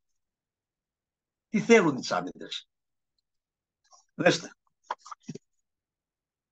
Κατάργηση όλων των ελληνικών νόμων, λέει, που απαγορεύονται την επιστροφή και επαναγκατάστασή τους. Αναγνώριση και εξασφάλιση μειονοτικών δικαιωμάτων, επαναπατρισμός των Τζάμιδων και χορήγηση σε αυτούς ελληνική ηθαγένεια. Πάλι το κάτι γίνεται. Κουνήστε το ποντίκι, και θα εμφανιστεί η κάμερα. Από πάνω έρχεται. Κάτι συμβαίνει από πάνω. Δεν τα κουμπά, έρχεται και κατεβαίνει από κάτω. Λοιπόν, επιστροφή των Περσιών που είχαν μέχρι το 1945, η Ελλάδα αναγνωρίσει τους Τζάμιδες ως εθνική μειονότητα, χορηγώντας όλα τα μειονοτικά δικαιώματα και, ακούστε, αποζημίωση για όλα αυτά τα χρόνια. 58 χρόνια. Αποζημίωση για αυτά που τα κατήχε η Ελλάδα. Όμως υπάρχει ένα σοβαρό πρόβλημα, το οποίο οι Τζάμιδες δεν ξέρουν πώς να το λύσουν.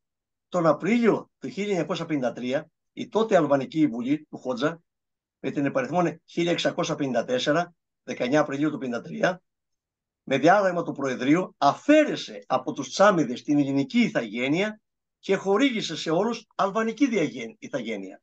Άρα οι Τζάμιδες και οι απόγονοι τους αυτούς δεν φαίνεται ότι είναι Τζάμιδες πλέον, αλλά ότι είναι Αλβανοί υπήκουοι.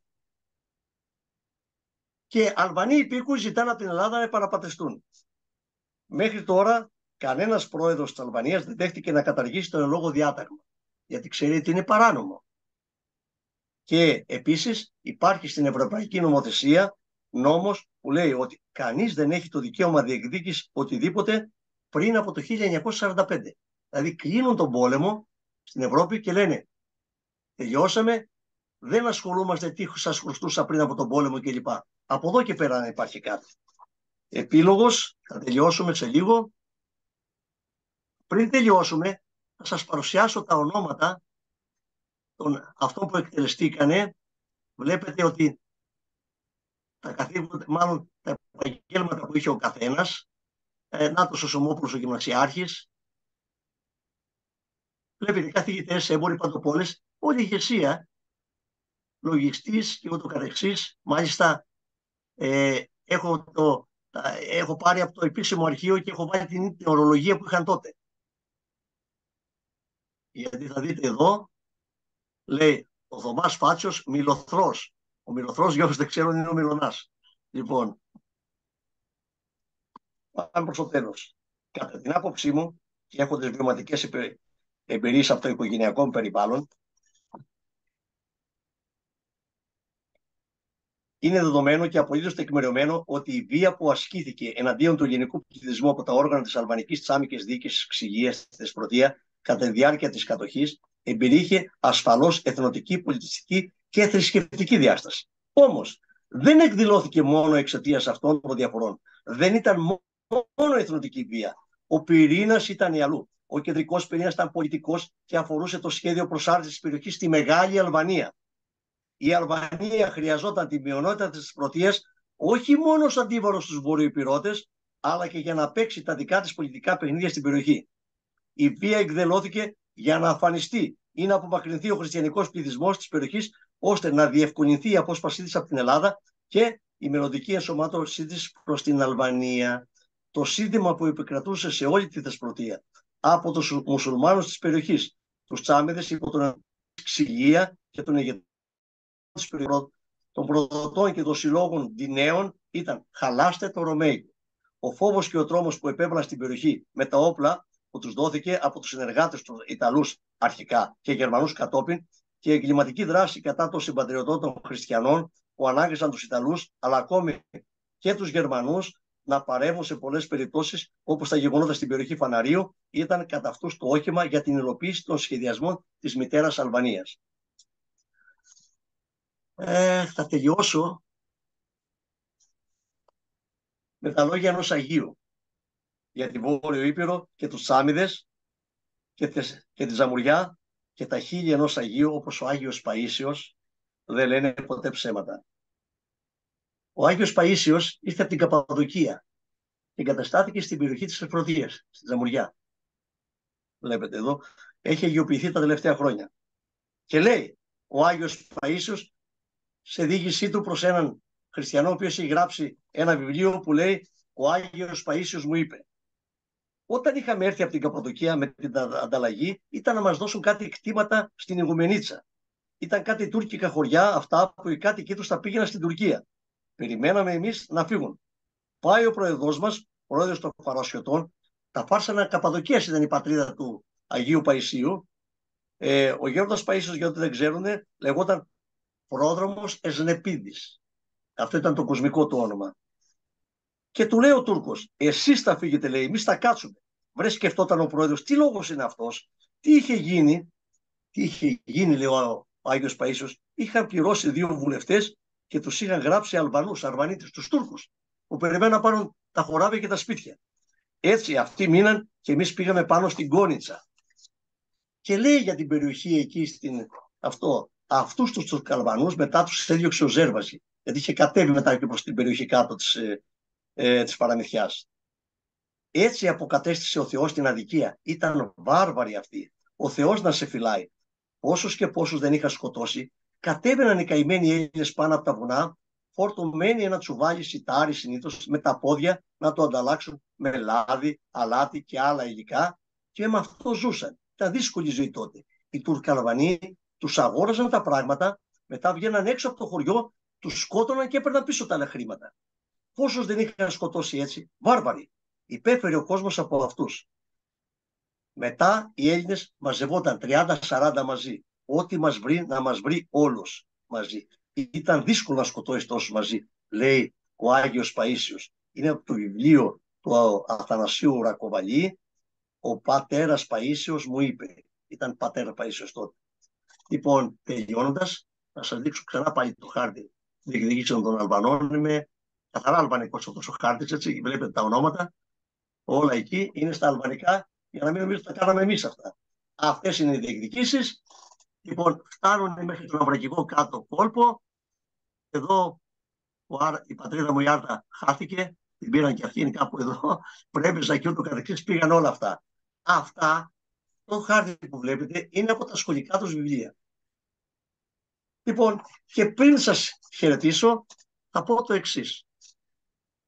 Στο χωριό Ιάσμου, σπουδέσουμε, είναι δήμος, ο Δήμος Ιάσμου, με πολλά χωριά,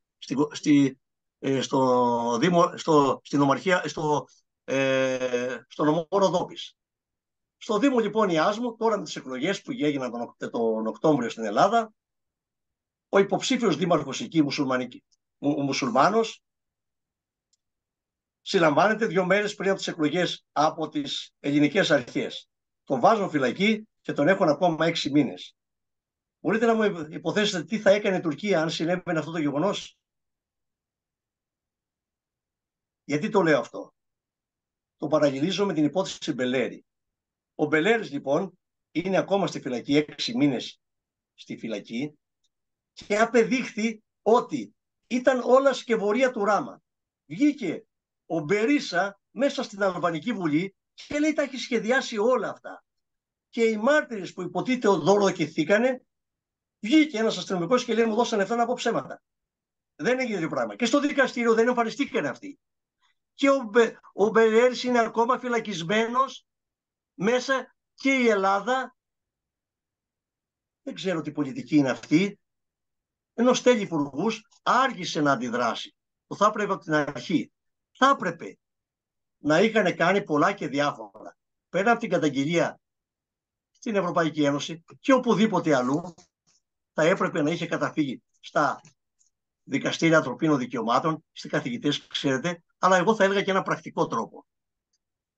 Το οποίο έχουν κάνει πολλές χώρες.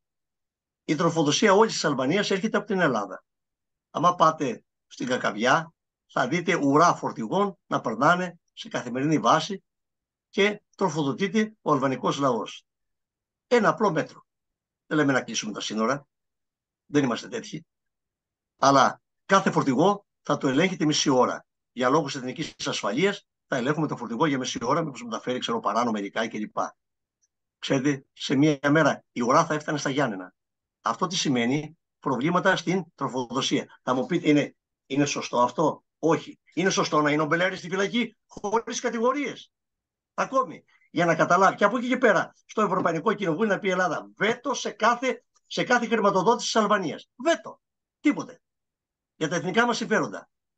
Δυστυχώς δεν έχουν γίνει. Τώρα τρέχουμε και δεν φτάνουμε. Και όχι μόνο αυτό, δίνουμε το δικαίωμα και σε άλλες χώρες να μας θεωρήσουν ότι είμαστε ευθυνόφοβοι, διακατεχόμαστε φοβικά σύνδρομα και ότι ό,τι και να μας κάνουν δεν θα αντιδράσουμε. Σας ευχαριστώ πολύ. Σας ευχαριστώ πολύ, στρατηγέ. Μπορείτε τώρα να κουνήσετε λίγο το ποντίκι και να κάνετε stop sharing. Πολύ ωραία, πολύ ωραία. Λοιπόν, μπορείτε τώρα να ρωτήσουμε ότι όποιος έχει κάποια ερώτηση να κάνει. Θα κάνω εγώ μια ερώτηση, στρατηγέ. Μήπως αυτή η στάση... Δεν κάνω τίποτα εγώ, να ξέρετε. Μόνο το σβήνει κάτι καλασιός. Σβήνει κάμερα, δεν σβήνει μόνη της, δεν ξέρω. Δεν κουνάω τίποτα. Εν πάση περιπτώσει δούλεψε καλά. Λοιπόν, ήθελα να κάνω εγώ μια ερώτηση, αφού δεν εμφανίστηκε κανένας άλλος. Το θέμα ίσως αυτή η στάση των Αλβανών, του Έντι Ράμα και των άλλων, με τον Φρέντι Μπελέρη, ίσως οφείλεται στην υποχωρητικότητα που δείξαμε στο θέμα το μακεδονικό. Παραδείγματι, δεχτήκαμε μακεδονική γλώσσα, ξέρω εγώ, η επίσημα η Ελλάδα. Ίσως έχει σχέση με αυτή την υποχωρητικότητα που έδειξε η χώρα μας.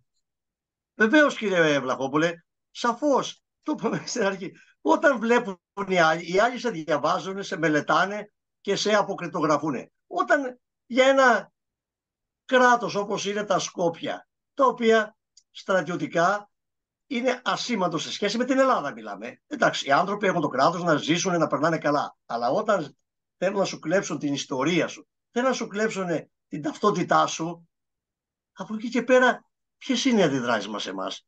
Υποκύψαμε στις πιέσεις των Γερμανών και των Αμερικανών. Οι Αμερικανοί δεν έφεραν το όνομα, δεν τους ένοιαζε πως αυτό. Απλώς θέλουν να το βάλουν στο ΝΑΤΟ, τα Σκόπια.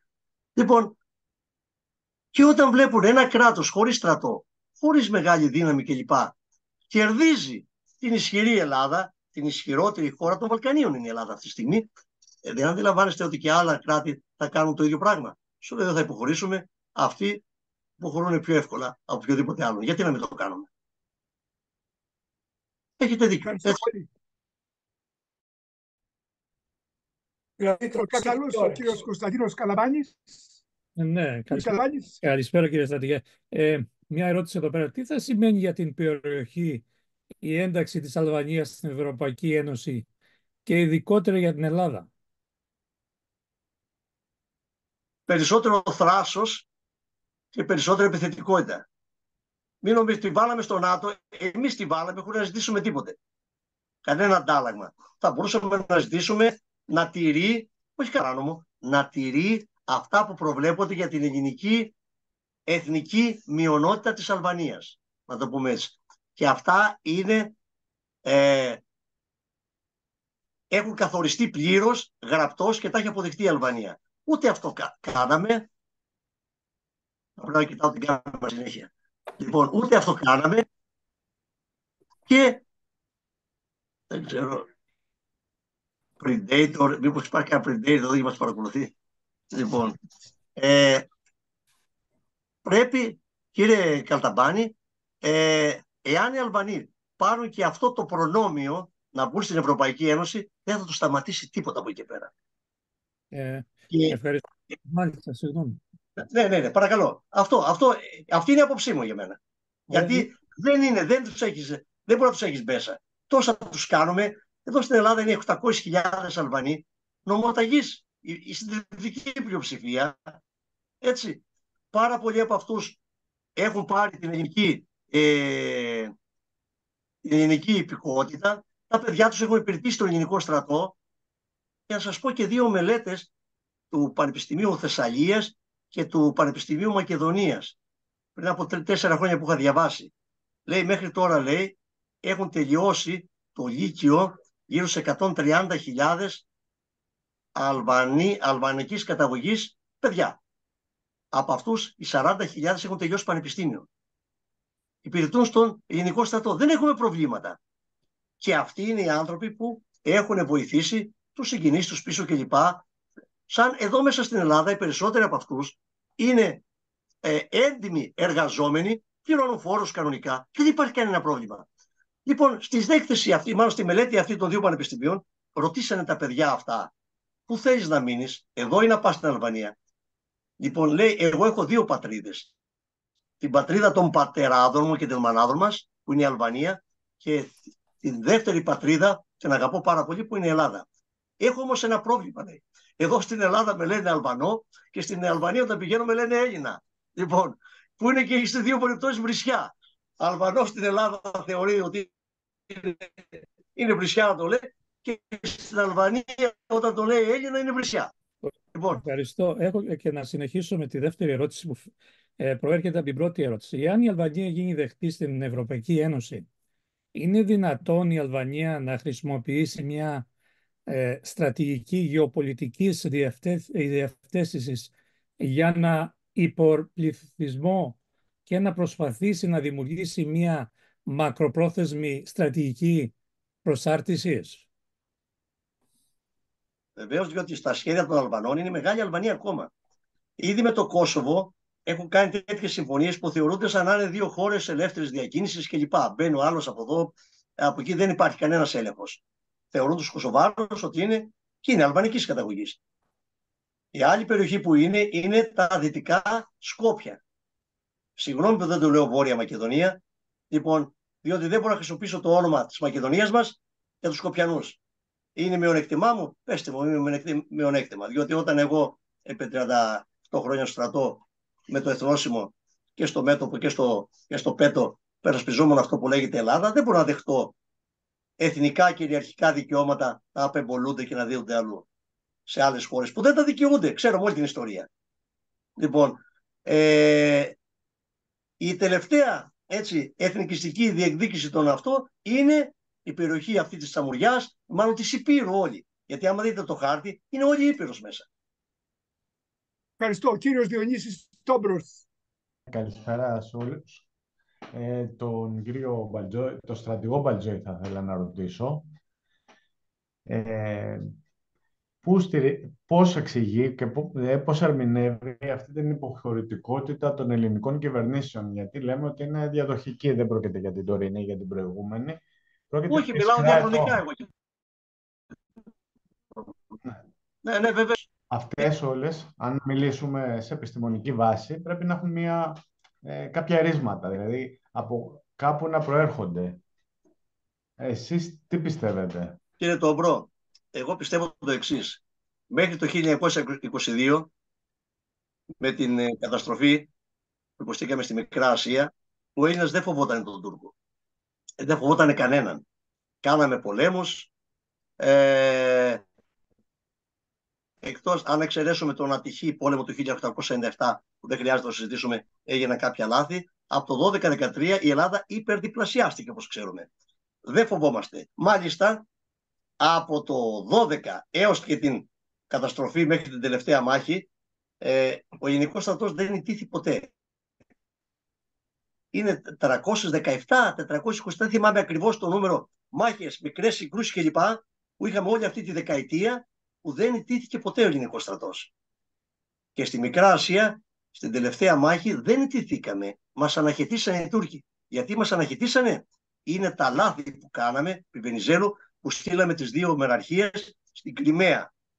Όταν πήραμε το μέρος, μάλλον εμπλακήκαμε στην εμφύλια διαμάχη των Ρώσων, δηλαδή των Πολσεβίκων και των άλλων, των Λευκών.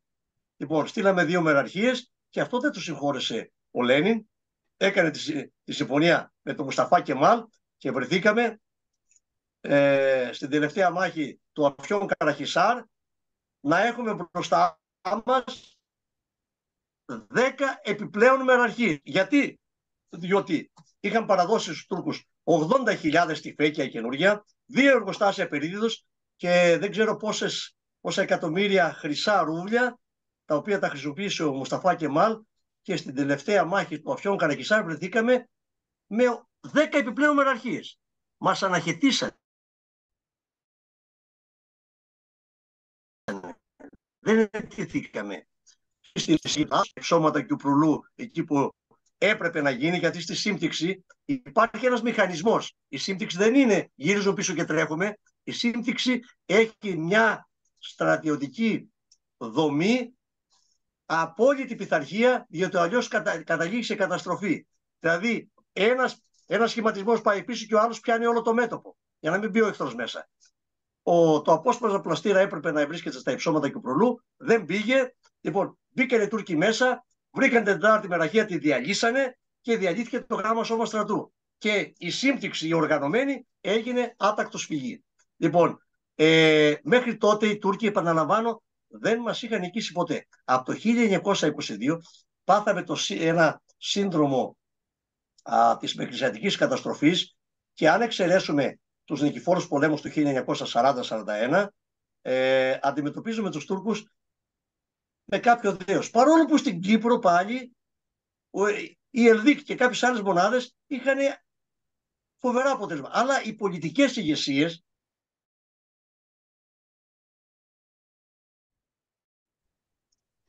τους δεκατήχουν οι πολιτικές ηγεσίες και όχι οι ενόπλες δυνάμεις.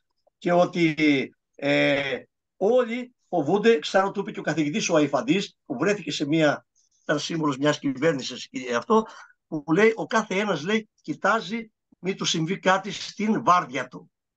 Κάθε κυβέρνηση μη μου σκάσει χεροβίδα σε μένα. Ας το πάρει ο άλλος και ας κάνω κάποιες παραχωρήσεις. Αυτό πιστεύω ότι είναι. Τι άλλο να πω, φοβικά σύνδρομα. Ο Τζον Βάθης, κύριε Βάθη, μπορείτε να κάνετε unmute.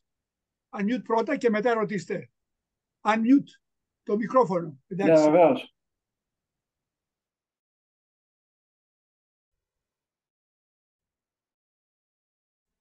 Κύριε στρατηγέ, εσείς ζείτε στην Ελλάδα, εγώ ζω στον Καναδά. Παρακολουθώ τα ελληνικά δεδομένα, τα πολιτικά βέβαια καθημερινά, σε νέα κτλ. Και η διάσταση την οποία έχω είναι ότι η Ελληνική Βουλή δεν αποτελείται από Έλληνες, αλλά από Έλληνες προδότες. Προδότες με όλη σημασία της λέξης. Βλέπουμε μια Βουλή όπου το ΣΥΡΙΖΑ, για παράδειγμα, μια προδοτική μειονότητα του ελληνικού λαού πήγε και πρόδωσε τη Μακεδονία, γνωρίζοντας ότι οι Σκοπιανοί έχουν σκοπό να δημιουργήσουν πρωτεύουσα σε κάποια μέρα τη Θεσσαλονίκη.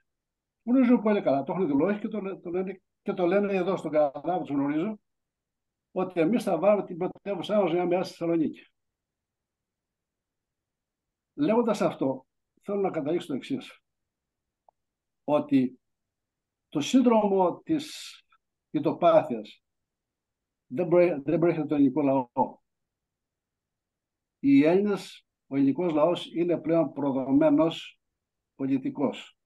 το είπες εσύ προηγουμένως και πολύ καλά έκανες, ότι οι πολιτικοί προσπαθούν να μεταφέρουν την υποχρέωσή τους να υποστηρίξουν τα εθνικά συμφέροντα σε όλο το φάσμα, να το μεταφέρουν μετέπειτα.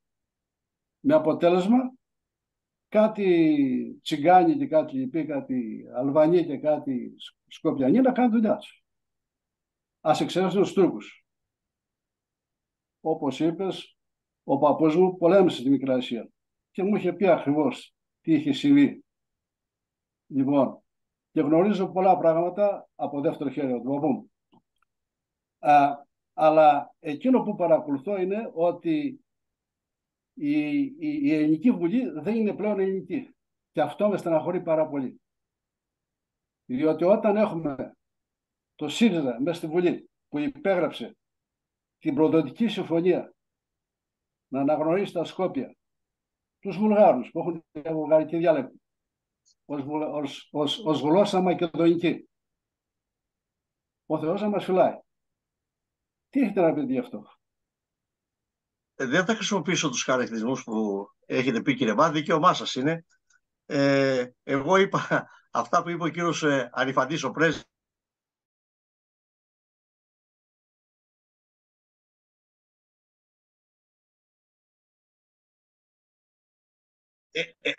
Ο κάθε άνθρωπος έχει δικαίωμα να πει την άποψή του. Αλλά δεν θα ήθελα να το φτάσουμε σε αυτό το επίπεδο ότι είναι όλοι προδότες κλπ. Δεν θέλω να υιοθετήσω αυτούς τους χαρακτηρισμούς.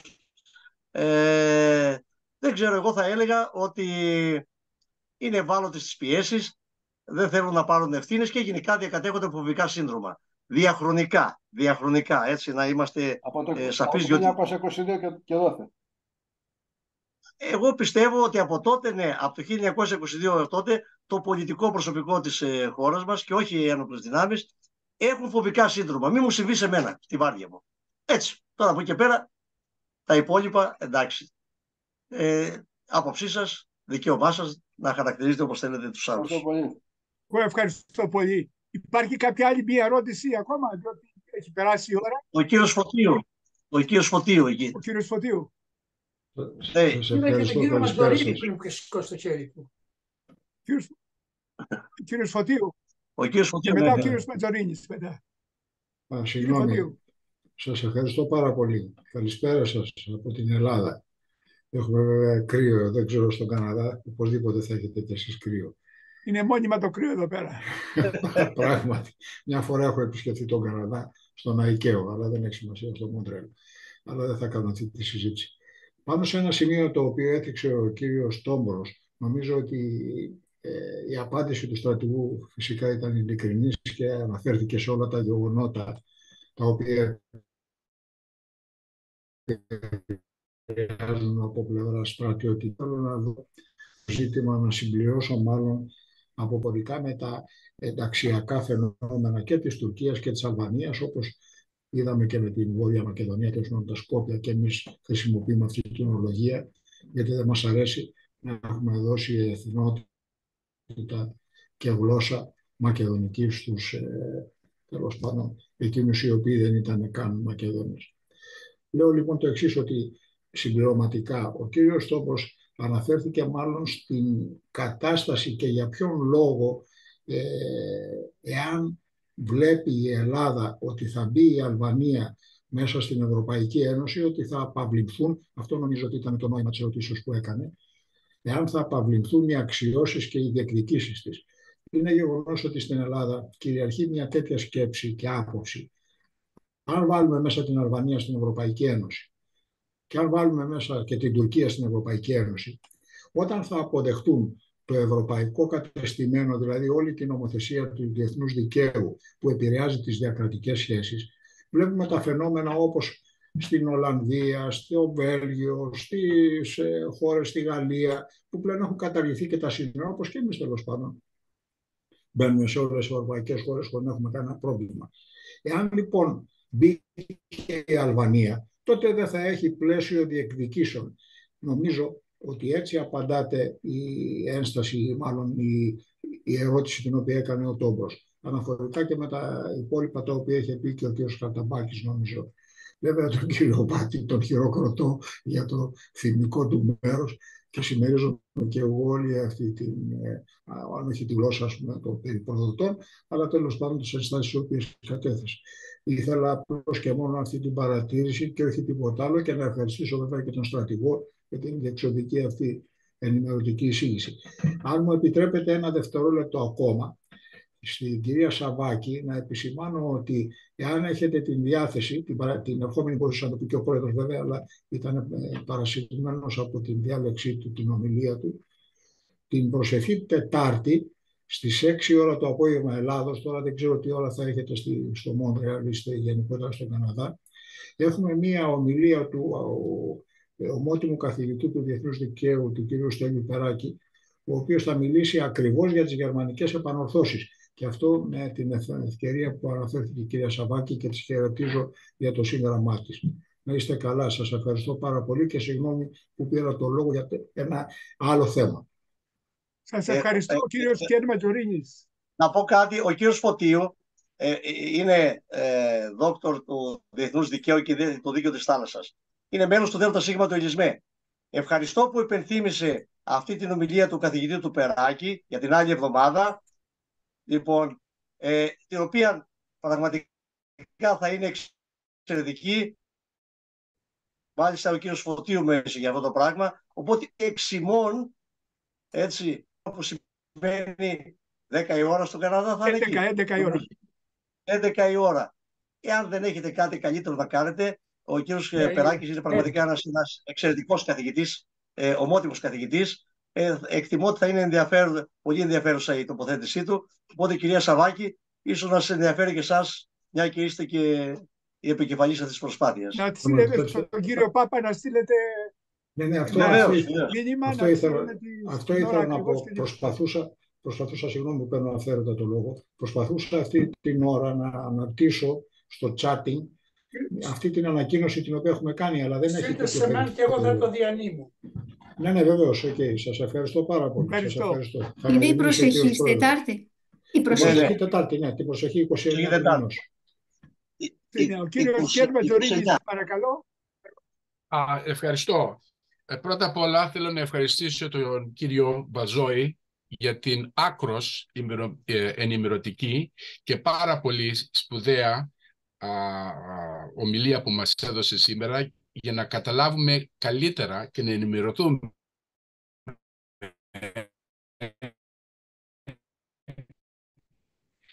με το τι έγινε στην Ελλάδα που νικήσαμε τους Αλβανούς, αλλά αυτές οι τραγικά συμβάντα που συμβήκανε κατά τη διάρκεια του Δευτέρου Παγκοσμίου Πολέμου, εγώ προσωπικά δεν τα ήξερα. Και υπάρχει πάρα πολλοί κόσμος ο οποίος δεν είναι γνώστης αυτής της καταστάσεως. Οπότε σας ευχαριστώ και πάλι, κύριε Μπαλζόη, ως επίσης ευχαριστώ και το Ελληνοκαναδικό Κογκρέσο που κάνει τούτη την τεράστια προσπάθεια να ενημερώσει, και όχι μόνο να ενημερώσει, αλλά να ανυψώσει την εθνική συνείδηση. Η ερώτηση που είχε χέρι μου, μετά το κατέβασα, την έθιξε ο Διονύσης Τόμπρος. Πώς εξηγείται δηλαδή η μαλθακότητα της ελληνικής ηγεσίας στα θέματα αυτά? Και η απάντηση που έδωσε ο κύριος Μπαλζόης είναι σαφώς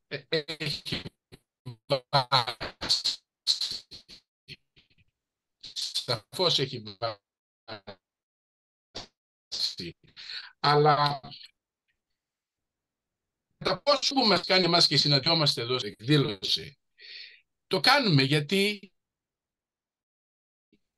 πονάμε την Ελλάδα, γιατί την έχουμε την Ελλάδα μέσα μας και θέλουμε το καλό της.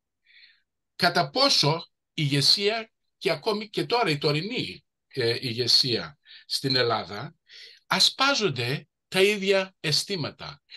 Η γνώμη μου είναι, δεν θα πάω όσο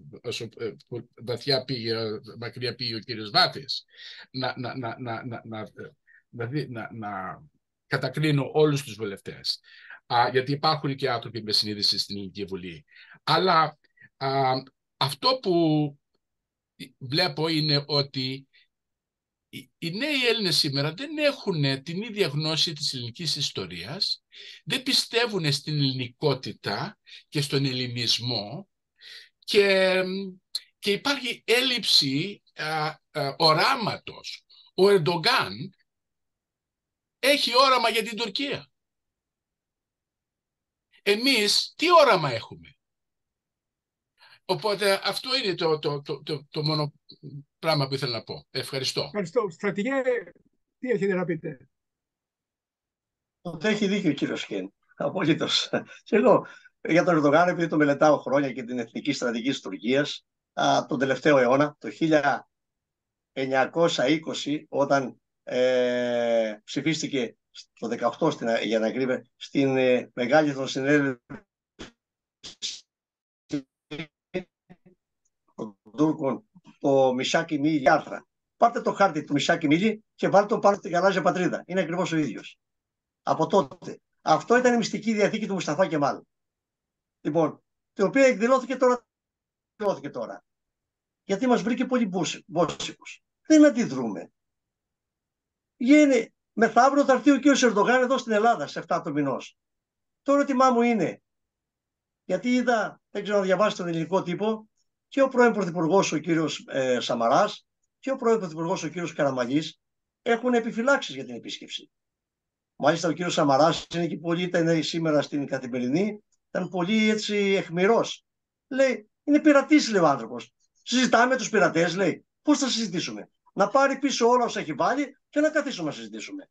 Λοιπόν, αντιλαμβάνεστε ότι παρόλα αυτά, συμφωνώ μαζί σας ότι ο Ερντογάν έχει όραμα, έχει προοπτική, δεν, συγγνώμη για την έκφραση της ψυχής, δεν κολώνει, να πω για το καταλάβουμε καλά, σε τίποτε, τα βάζει με όλους, έστω πολλές φορές και εις βάρος κάποιον. Λοιπόν, όπως καταλαβαίνετε δεν το κάνω εγώ αυτό, έτσι το είδα τόσες φορές, αποκλείται το έκανα. Λοιπόν, κλείνει η κάμερα. Λοιπόν, είναι ηγέτης, έχει οράματα. Είχε 3 οράματα σαν ηγέτης. Έχει βάλει με 3 ημερομηνίες, 2023, 2053, 2071. 2023. Λοιπόν, για φέτος ήθελε 100 χρόνια από τη συνθήκη της Λοζάνης να την αλλάξει, να την ανακοινήσει, να δημιουργήσει θέμα κλπ. Δεν το πέτυχε ακριβώς εκεί.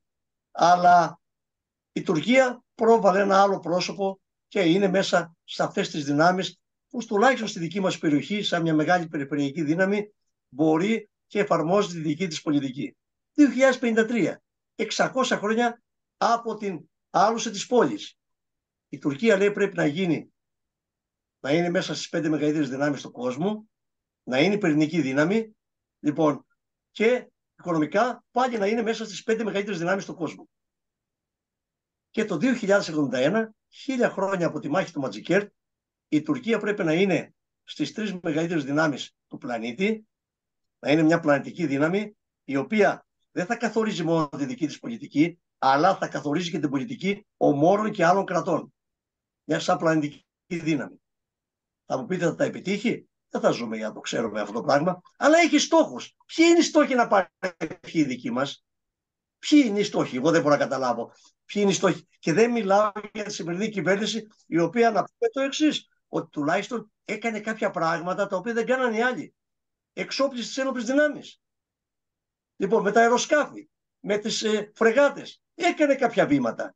Και ρωτάω εγώ τόσα χρόνια, ποια ήταν τα οράματά μας? Ποια ήταν η εθνική στρατηγική?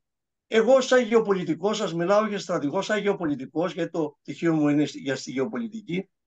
Λοιπόν, δεν βλέπω να έχουμε σοβαρή εθνική στρατηγική που να εκδηλώνεται. Τι έχουμε? Άλλο η εθνική στρατηγική και άλλο η διπλωματία. Εμείς έχουμε διπλωματία μόνο. Ό,τι συμβαίνει κάτι προσπαθούμε και στη στιγμή να τον παλώσουμε. Τα σημερινά. Όχι, δεν πάμε έτσι μπροστά. Πάμε με εθνική στρατηγική.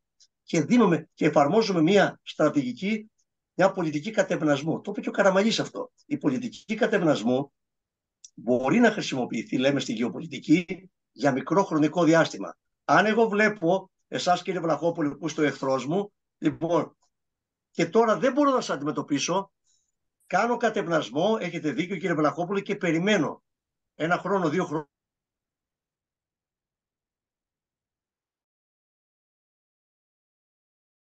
δεκαετίες πολιτική κατευρασμού σημαίνει αδυναμία, δεν έχεις εθνική στρατηγική. Είναι η εθνική. Τότε ο κατευνασμός τι σημαίνει? Υποχώρηση ή παραχώρηση εθνικών κυριαρχικών δικαιωμάτων χωρίς πόλεμο. Ξέρετε τι είναι να χάσει εθνικά κυριαρχικά ή εθνική κυριαρχία? Εθνική κυριαρχία σημαίνει εδάφη χωρίς πόλεμο. Δεν είναι, αυτό είναι εγκληματικό. Εκεί οδηγεί η πολιτική κατευνασμού. Και ένα παράδειγμα τέτοιο στην ιστορία, και τελειώνω, είναι στο Μεσοπόλεμο. Όταν ο Γάλλος Νταλαντιέ, πρωθυπουργός της Γαλλίας, και ο πρωθυπουργός Τσάμπερλεν γλύφανε, συγγνώμη για την έκφραση, και κατευνάζανε τον Χίτλερ, νομίζανε ότι χαϊδεύοντας το θηρίο ή δίνοντας ένα κομματάκι, το θηρίο θα σταματήσει. Το θηρίο για δεύτερο παγκόσμιο πόλεμο. Αυτό είναι το θέμα και αυτό φοβάμαι για την πατρίδα μου. Και κατά τα άλλα, να συζητήσουμε και λίγο, εγώ εκτιμώ ότι δεν υπάρχει ελληνική κυβέρνηση να δώσει εθνικά κυριαρχικά δικαιώματα. Δεν θα σταθεί μετά την άλλη μέρα. Γι' αυτό και τόσα χρόνια συζητάμε με τους Τούρκους και δεν κάνουμε τίποτε. Δεν μπορεί να υπάρξει πρωθυπουργός να δώσει αυτά που θέλουν οι Τούρκοι. Τι θα δώσει? Τα νησιά, το μισό Αιγαίο? Πώς θα πει το κάνει? Μπορεί να σταθεί την άλλη μέρα? Ευχαριστώ. Ο κύριος, τελευταία ερώτηση θα την κάνει ο κύριος Πάπας. Κύριε Πάπα. Δεν θα έκανα ερώτηση. Δεν θα έκανα ερώτηση σχετικά με την υπευθυνότητα που έχω διεθνών σχέσεων. Θα ήθελα να ευχαριστήσω τον στρατηγό και φίλο για την ενδελεχή ανάλυση που μας έκανε και είναι τιμή μας που ήταν μαζί μας. Μάθαμε πολλά και ελπίζω και στο μέλλον να μάθουμε περισσότερα. Σας ευχαριστώ, στρατηγέ. Τότε ο κύριος Βάτης θα έχει τελευταία ερώτηση. Κύριε Βάτη. Αυτό το οποίο ανέφερε ο στρατηγός με τον κατευνασμό έχει αποδειχθεί επανειλημμένα ότι οδηγεί στην εντελώς κατοχή. Δηλαδή αυτός που ζητάει κάτι σήμερα, όπως οι Τούρκοι ζητάνε το μισό Αιγαίο, και εμείς δεν κάνουμε τίποτα, καθόμαστε και κοιτάζουμε. Καθόμαστε λίγο πίσω για να έχουμε λίγη ησυχία. Αυτή η ησυχία δεν θα κρατήσει από πολύ χρονικό διάστημα. Αυτοί θα πάρουν και το Αιγαίο και θα διεκδικούν και την υπόλοιπη Ελλάδα. Είναι όπως είπε όταν κάνει οι Γαλλοάγγλοι με το. Ευχαριστώ πολύ, κύριε Βάτη. Επειδή έχει περάσει η ώρα, θα καλέσω τότε. Δεν πειράζει. Για ποιο λόγο μας κυνηγάει κανένας? Ας την ώρα. Η ώρα δεν μας ενδιαφέρει. Η ώρα είναι βραδιάρι στον Καναδά, στην Ελλάδα δεν ξέρω τι. Εκεί θέλω να πω ότι εσείς στην Ελλάδα, κύριε στρατηγέ, πρέπει το στρατηγείο είναι ανώτερο από κύριος για μας. Πρέπει οπωσδήποτε να πιέζετε πιο πολύ, ούτως ώστε η κυβέρνησή μας να σταθεί στα πόδια της και να αρχίσει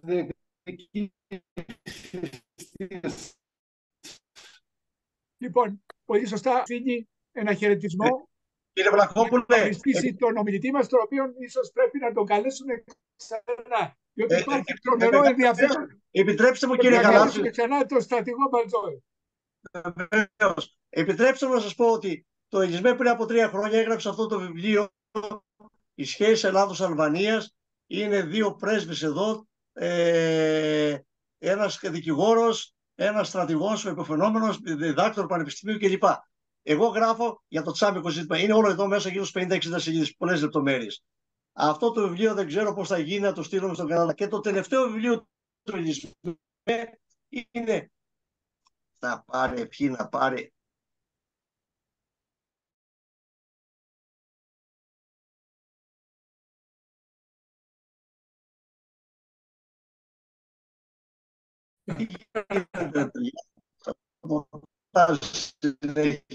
Λοιπόν, είναι αυτό το βιβλίο, τα βιβλία του Ελισμέ, αυτό ήθελα να πω, ότι παίρνουμε κάποιες χορηγίες, τα τυπώνουμε, αλλά ευχαριστούμε τον χορηγό, τα τυπώνουμε μόνοι μας, γι' αυτό έρχονται πολύ φθηνά τα βιβλία. Και τα δωρίζουμε σε όλες τις δανειστικές βιβλιοθήκες της Ελλάδος, στα επιτελεία μας, στις στρατιωτικές σχολές και στα αρμόδια υπουργεία. Όλα δωρεάν. Άρα λοιπόν, αν κάποιος επιθυμεί να διαθέσει ένα μικρό ποσό, δηλαδή με 1.000 ευρώ εμείς τυπώνουμε 300 βιβλία και τα δίνουμε σε όλη την Ελλάδα. Και γράφουμε το χορηγό ποιος θέλει, ξέρω κλπ. Απλώς το λέω, εάν υπάρχει κάποιο ενδιαφέρον, έχουμε τώρα ένα βιβλίο να εκτυπώσουμε και έρχεται άλλο ένα για τη Μέση Ανατολή, τα γεγονότα Ισραήλ και ούτω καθεξής. Λοιπόν, αυτό θέλω να σας πω.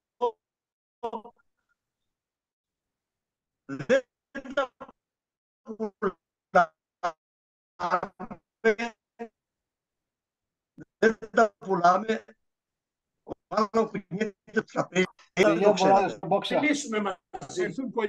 Ο κύριος Πάπας θα σε επαφή μαζί σας να κανονίσουμε πώς μπορούμε. Βεβαίως. Να μας στείλεις δύο box. Μου στείλε μου 2 box να τα πουλήσω και να στείλω και τα χρήματα. Δεν υπάρχει κανένα θέμα. Δεν τα πουλάμε. Λοιπόν, ο πρόεδρος μας, κύριος Χαλάτσης, θα απευθύνει την επίσημη ευχαριστία στον στρατηγό. Κοιτάξτε, πολλά είπαμε, ωραία πράγματα ακούσαμε και μάθαμε. Βασικά θα ήθελα να πω ότι είμαστε περήφανοι σαν Έλληνες της Διασποράς που ασχολούμαστε με τα θέματα της Ελλάδος μας, που την αγαπάμε. Καμιά φορά ασχολούμαστε παραπάνω από τους πολιτικούς της Ελλάδος στα θέματα το γερμανικό χρέος, το αλβανικό, τη γενοκτονία των Ελλήνων, της Οθωμανικής Αυτοκρατορίας, το θέμα της Μακεδονίας και της Κύπρου. Πάντοτε είμαστε εκεί. Είμαι περήφανος για το έργο του Canadian Hellenic Congress και θα συνεχίσουμε με ζήλος να προστατεύουμε την αγαπημένη μας Ελλάδα. Εκ μέρους του Ελληνοκαναδικού Κογκρέσου θα ήθελα να ευχαριστήσω πρώτα την κυρία Σταβάκη, τη γιατρό μας, για το χαιρετισμό της και για την στενή συνεργασία που κάνουμε μαζί για τα εθνικά μας θέματα. Επίσης θα ήθελα να ευχαριστήσω τον στρατηγό μας, τον Ιωάννη Μπαλζόη, για την ενδιαφέρουσα, λεπτομερής και συγκινητικής ομιλίας που μας έδωσε. Πολλοί από εμάς δεν ξέραμε το θέμα σε βάθος και σας ευχαριστούμε πάρα πολύ για αυτή την πλούσια ενημέρωση. Θα ήθελα να ευχαριστήσω τον Γιάννη τον Βλαχόπουλο, μέλος του Ελληνοκαναδικού Κογκρέσου, για το συντονισμό που έκανε σήμερα και θα ήθελα να ευχαριστήσω όλα τα μέλη του Εθνικού Κογκρέσου, τους φίλους του Εθνικού Κογκρέσου και όλη την παροικία που μας ακολουθήσε σήμερα. Σας ευχαριστώ πάρα πολύ εκ μέρους του Ελληνοκαναδικού Κογκρέσου. Συγχαρητήρια σε όλους. Ευχαριστώ όλους. Η εκδήλωση έχει τελειώσει. Γεια σας, να είστε καλά. Ευχαριστούμε. Γεια σας. Ευχαριστώ. Γεια σας. Bye bye. Χαιρετισμούς.